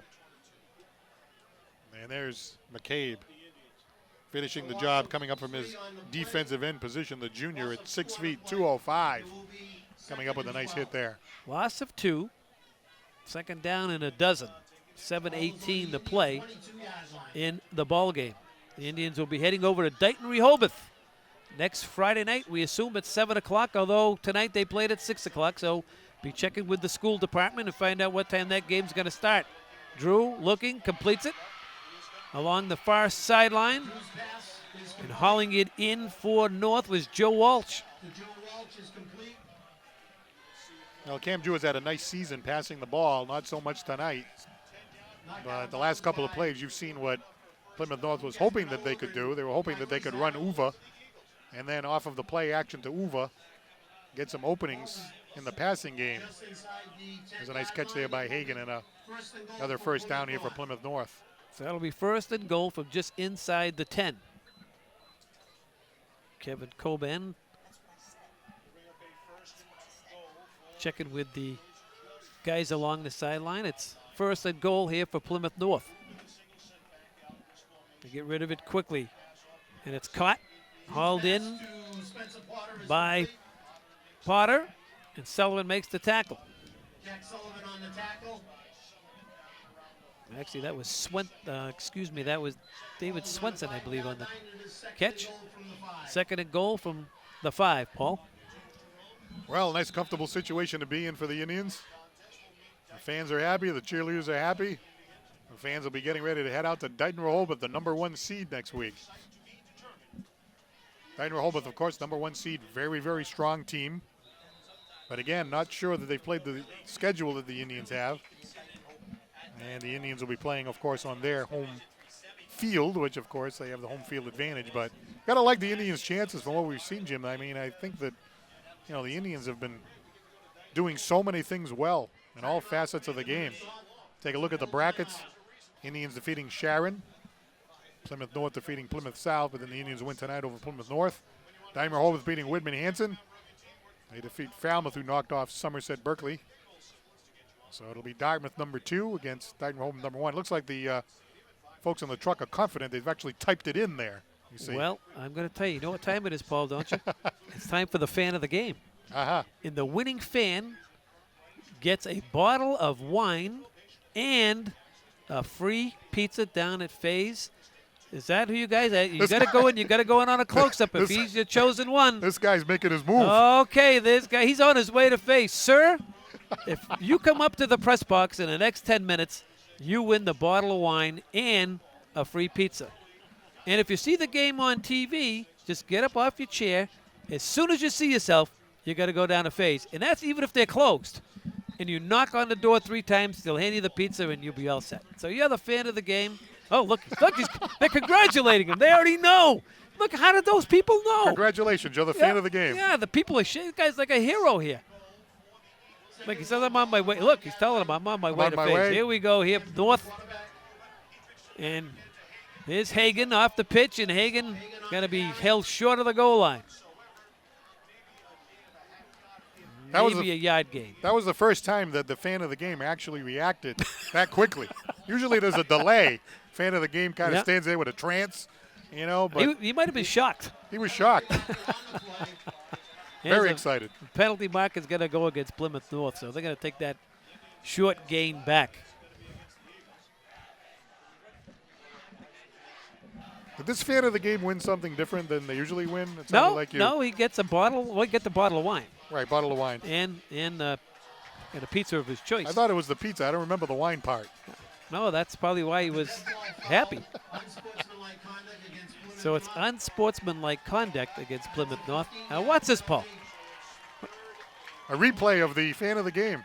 I'm leaving. I'm making a beeline. Everybody out of the way. Thank you very much. No. There he goes. He's on his way. Evelyn, he's on his way.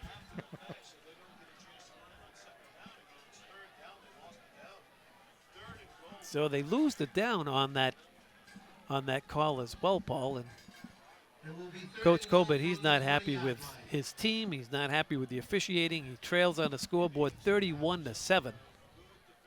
Has not been a good night for Plymouth North, but you really have to credit the Indians right from the beginning. The forced fumble and taking advantage of every opportunity they had, moving the ball, stopping Uva. And there's the fans on the other side, the Plymouth North fans, not looking too happy with the those people had bad pizza from somewhere else. 3rd and 20 here for Plymouth North. Here's Drew throwing end zone, long, deep. Matty Craig's back there covering Spencer Potter. And Potter has been very quiet here tonight. He's their outstanding receiver with 8 touchdowns on the season. And he's done very little here tonight, as the entire offense of Plymouth North. Yeah, I think we're probably a little bit surprised about that because I know Coach White was saying, hey, they got a big line. They're going to try to run. Uva, he likes to run between the tackles. I have a lot of confidence in my defense, like we all do. We've seen this Indian defense produce every single week. But to be able to stop him stone cold the way that they did, I mean, I think that's very impressive. 4th and goal from the 20. Drew, here comes the rush. Drew still has it. Throws, deflected, and picked off in the Indian secondary. Marquise Adams comes away with it for the Indians. So even now at the tail end of the game, the Indians forcing turnovers as Cam Drew in the pocket rolled out under pressure from that Dartmouth Indians pass rush. He had time to line it up, but ball kind of bounced in the air, and Marquise Adams with the wherewithal to follow that ball in the air and into his arms. He's a junior junior cornerback coming up to make that play. And the Indians have the ball again in their own territory at the 5-yard line. Had he not caught it, they would have had it at the 20. Yes. You learn that as you go. Yes. So it looks like we might have a post-game show 2 weeks in a row here, Jim. Yes, it looks like you're going to be heading down. I see the Standard Times beating you to the punch. Well, the Indians deep in their own portion of the field, just going to try to kill some clock here. Try to pick up a first down if they can. And that's Chris Martin. So Chris Martin with 3 touchdowns tonight, one from 10 yards out, one from 1 yard out, another from 15 yards out. 18 touchdowns on the season. That accounts for 3 of the scores. There was a touchdown pass by the quarterback to Jack Sullivan. Marquise Adams in there now at the running back spot as Chris Martin has come to the sideline.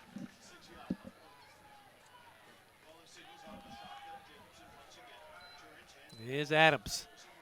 Marquise bounces it to the outside, but not going to get very far. Wrapped up there by Burkhead.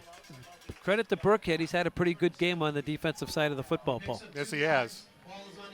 One little bright spot, I suppose, for what otherwise has been a long night. Going to be a long trip home through that forest. I guess so. Yeah, you can't get there from here. No, you can't. What, do you go down 58? You do, and you go through the forest. I used to date a girl out there. Really? I did. Don't tell Sue. Oh, it was Sue. She lived in Marshfield. Oh, okay, that's good. I had to go through the forest. Did you have to go through that Federal Furnace? Yes, that's through through the Plymouth Forest, whatever they call it. Federal Furnace Highway? Yes, there's Tisdale. He's looking for a highway. He's going to be short of the first down he was looking for. So Matty Craig will be coming on to kick it away. Uva made the tackle. We have a timeout by Plymouth North. So you ready for the Division III Southeast Championship game? I most certainly am. I am, honest to goodness gracious. A good friend of mine, Don Clements, owns Clements Market over in Rhode Island, and he's invited me down to play in a PGA event. Wow. You must be a good, He's a good friend. I'm not good a good golfer. I'm okay, but we'll talk more about that in a minute. I'm really looking forward to it. But I will be back to call all the action alongside you next Friday night. Sounds like a plan. But it's the legends of women's golf.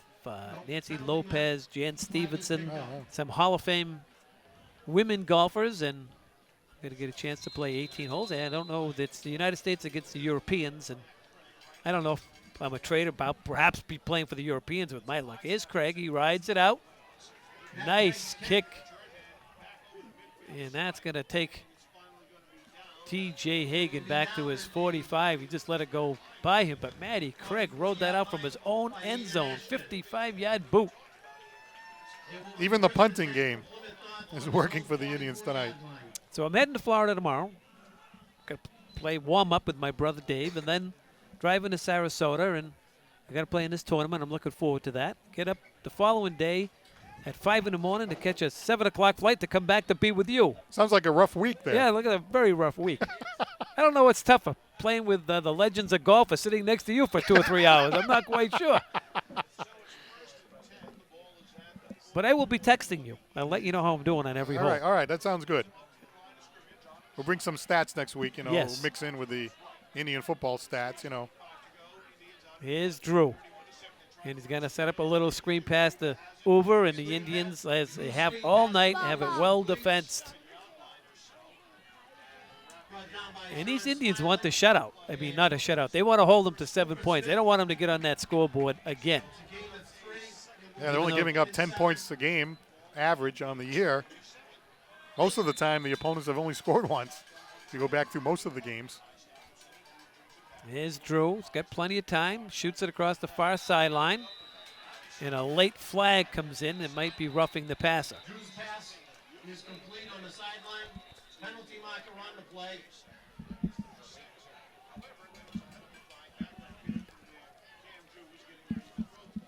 So there's a flag in the backfield. Chase on the cat on the reception. If the play does stand, it will be a first down for Plymouth North, but these referees have had some long conferences amongst themselves, haven't they, Paul? We can hear the Plymouth North fans screaming at the officials across the way. Well, it seems like those long conferences are an indication of how it's going.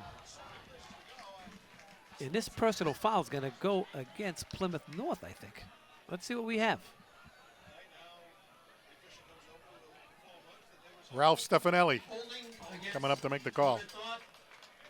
The referee tonight. Two fouls, personal foul and holding against Plymouth North. So that'll wipe the first down away.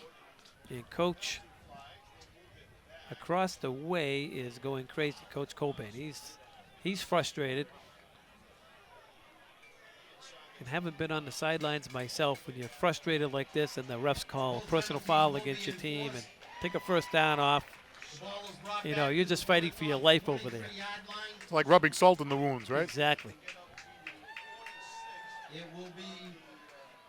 The Plymouth North fandom over there, they must be saying, wow, these Indians are tough. They should be following that guy going to get the bottle of wine and the pizza. He looked like a barrel of laughs too, didn't he? He's got to be fun sitting down there at FaZe. You and I snuggle up with him to the bar and say, "Hey, were you the fan of the game?" I think he'll fit right in. Yeah. Thanks, Eddie. Here's Drew. Completes it here to the near side, and Indians have it well defensed. Back there defensively was Dane Ashton for the Indians. Trying to figure out what time I should stop moving. Well, I was trying to figure out what those fans were chanting across the way. Something about a bull. Was there something? I don't know what it was. Couldn't quite catch it. Is there a loose bull from Buttonwood Park down the street or something? Here's Drew. Still has it. Now he's got to get rid of it. And overshoots his man along the far sideline. All right. So make your way down. And I'll see you a little bit later on. Sounds good. Thanks for stopping by. Nice to see you. There's the pep squad across the way for Plymouth North. Their team came in here with a 7-1 record, scoring over 40 points a contest. And tonight, the Indians hold them to 7. Excuse me, you folks in Dartmouth, the radio announcer, my dear friend over here. Yes, sir. It'll be on all weekend starting Saturday morning at 10, tomorrow morning. You folks at DCTV, talking to the WNBH announcers. They want to let their people know that'll be on Channel 9. I keep saying 18, but it's Channel 9. There's a pass, overshoots.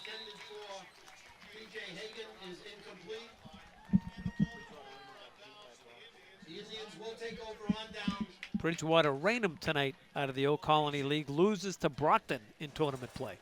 It will be 1st and 10 for the Indians on the Plymouth North 27-yard line.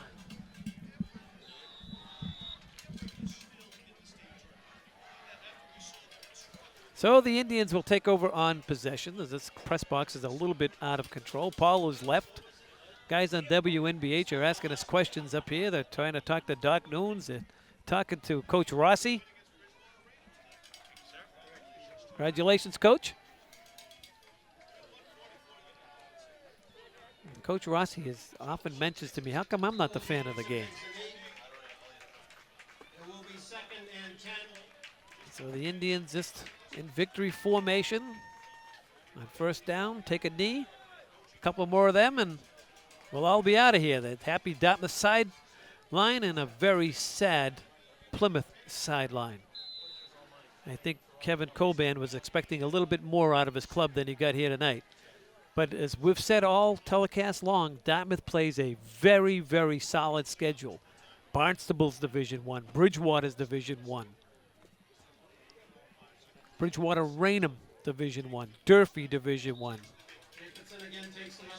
So you play these good teams throughout the year, and as Paul and I have mentioned throughout the season, really is a lousy conference when you're in football. There's only 3 teams, BR, Barnstable, and Dartmouth.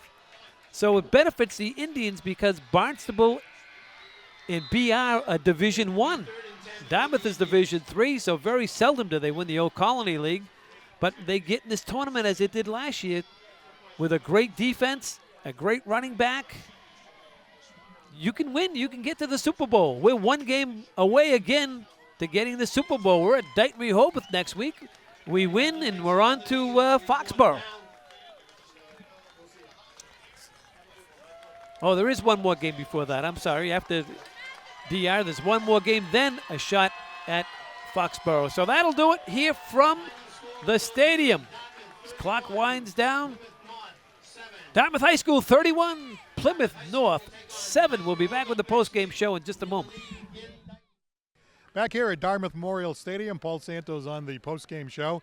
Happy to be joined by 3 of the Dartmouth Indian players tonight.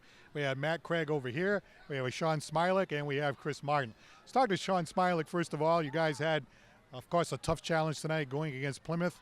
They had a great running game coming in, a lot of stats, but the Dartmouth defense came up big. What happened out there tonight? We just continue what we've been doing, running through the football, everybody getting in on tackles, everybody making plays. What's made our defense so strong is being able to force those turnovers, which create pivotal moments in the game. It's something we try to limit as an offense, and it's always great to get those turnovers on defense. Well, you had one of those turnovers right at the beginning of the game, and it ended up with a touchdown for Dartmouth. So right off the bat, you guys really got the momentum at the beginning of the game. Yeah, I know. That was definitely like a game-changing moment. Right from the start to you couldn't ask for anything better. Well, we hear a lot about Uva. He had 22 touchdowns on the season, but obviously the Dartmouth Indians have their own running back. 3 touchdowns tonight for Chris Martin, a senior. Now I believe it's 18 touchdowns on the season. Tell me about your game tonight. I mean, you were really running the ball effectively. Why was that the case against the Plymouth North team that's supposed to be very strong? The line, they worked as a team. They did their thing out there, and they just kept opening up holes so I could sneak through. They just did amazing. You guys have a lot of confidence. You seem to have the ability to have second and third effort as you run the ball. Tell me about that part of your game. You seem to be very strong carrying the ball up the middle. Well, when we all work as a team, we all come together and the hole's open, so it's a lot easier on me. It's not all on my back. The linemen are big. They open up holes. Matt Craig has been doing the job all year, both offensively and defensively. Tell me a little bit about why this Indian team has been so successful, especially against a team like Plymouth North. Just playing as a team, every single person does their job. Offense, we just push it. The line does awesome. It's easy when you got the best running back around too. Defense, everyone just does their job from the front 7 to the safeties and the cornerbacks. So we just work hard and practice. We love playing as a team, love each other. That's the most important thing, just playing as a team. Brothers now, so. Yeah. Well, the Indians do a lot of things well, but one of the things I think that's overlooked is the secondary. You guys have had a lot of interceptions. You lead the team in interceptions. You guys have had pick sixes. I mean, it's a dangerous defense because you stop the other team, but you guys can also put points on the board. Well, we just got a knack for the ball with ball hawks. We love just getting to the ball, tackling, picks, fumbles, everything. Play fast. That's the main goal, is just play fast, and that's what we do. And we just create a lot of turnovers on defense. So next week, you guys will be traveling out to Dartmouth Rehoboth, the number 1 seed. You'll be on the road, a chance to win the Division III Southeast Championship game. What are your thoughts on going into that one? It's just another football game. At this point, I mean, every game's a must-win game, and it always is. If you're a natural competitor, you just have that natural desire to want to win. But what the next thing's going to come down to is just execution. Once again, just make sure you get bodies on offense, blocking, making holes for Chris, and then on defense, just doing our thing and making them get as few points as possible. Chris, your thoughts on next week? Just another game. Blessed to have another game, and keep working as a team in the practice and just keep doing our thing. And Matt, Dartmouth Rehoboth next week. Your thoughts? Just another game as well. We need to get by them. Well, Matt, congratulations on a great effort tonight. We wish you all the best. Sean Smilek and Chris Martin, thank you for joining us on the post-game show. So there go those guys, the 3 Dartmouth Indians, 3 of the more talented members of this Dartmouth Indians team really producing tonight. Stand by in just a moment. We'll have head coach Rick White.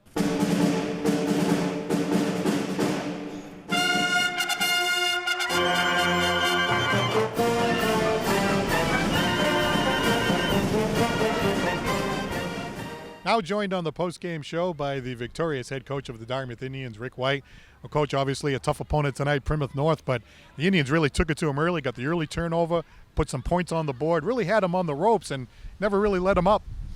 Yeah, the turnover was huge. Getting that ball right away and then getting down and scoring early. We felt it was really important this game to them coming on the road and getting down here, and we wanted to get up on them early. And that was a big play by Nate DeMello to jump on that ball. And give them credit. They didn't fold certainly in the first half. They woke up a little bit in the second quarter. But then we were able to get those points with another score and then big catch by Sully. Defense let one up on a screen pass on 3rd and long. Had one bad series there with a couple penalties on defense. We were our own worst enemy there. Then we come back and are able to get get the field goal. So that was a nice 2-score lead right before going into halftime. That was big. Uwe came in with all those touchdowns, obviously a great back, obviously a very successful young man running the ball all year, but the Indian defense wasn't giving anything, especially to the inside. No, we worked real hard. Mike Martin and our defensive coordinator just worked real hard on figuring out ways to make his life miserable. And our guys were a little bit outsized, but they got in the gaps quick. It was again, like we said before the game, was our quickness versus kind of their size and strength. So we got pretty good team speed as you saw tonight, and that was really the key. We've talked about being able to answer at the right time. After they made it 14-7, Dartmouth got the ball, put together that long drive. A nice answer by the offense there at a time when they could have got back in the game. Yeah, that was huge. We had to definitely answer back there, or the momentum could have shifted in their favor. Got Cole going a little bit, got Chris going a little bit. We had a nice catch by Tiz there down the sideline on the 3rd and long. Again, we had some big 3rd down conversions that were huge in this game, and again, the defense just played their butts off all night. So real quick, Coach, obviously next week, #1 seed on the road at Dighton Rehoboth, championship game for the Southeast. Your thoughts?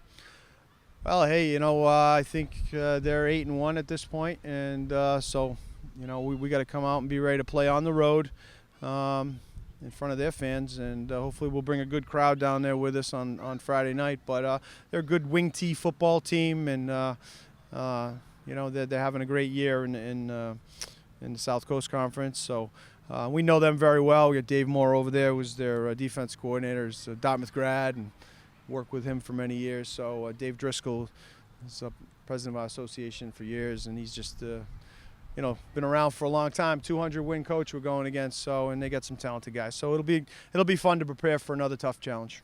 Well, congratulations on a great effort tonight, Coach, and we wish you all the best next week in the championship game. Thanks a lot, Paul. Appreciate it. All right, Coach Rick White on the postgame show. Paul Santos down in the field. Let's go back upstairs to Jim.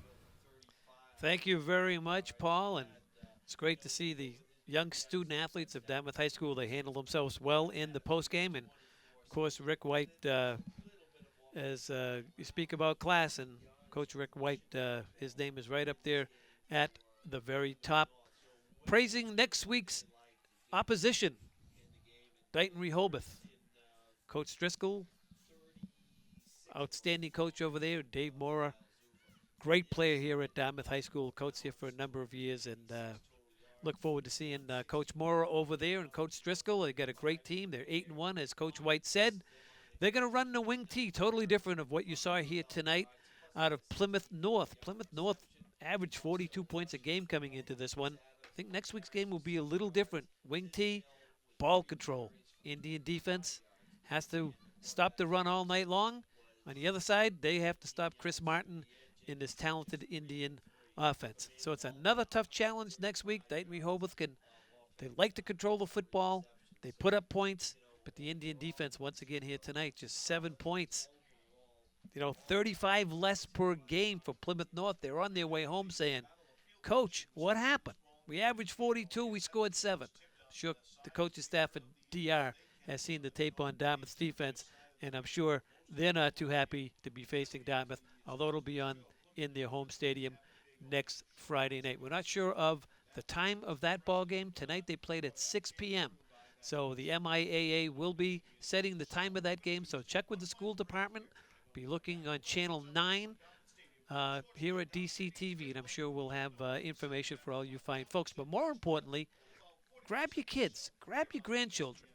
This is Dartmouth pride. This is another shot at a Super Bowl. We're a couple of games away from attaining that once again.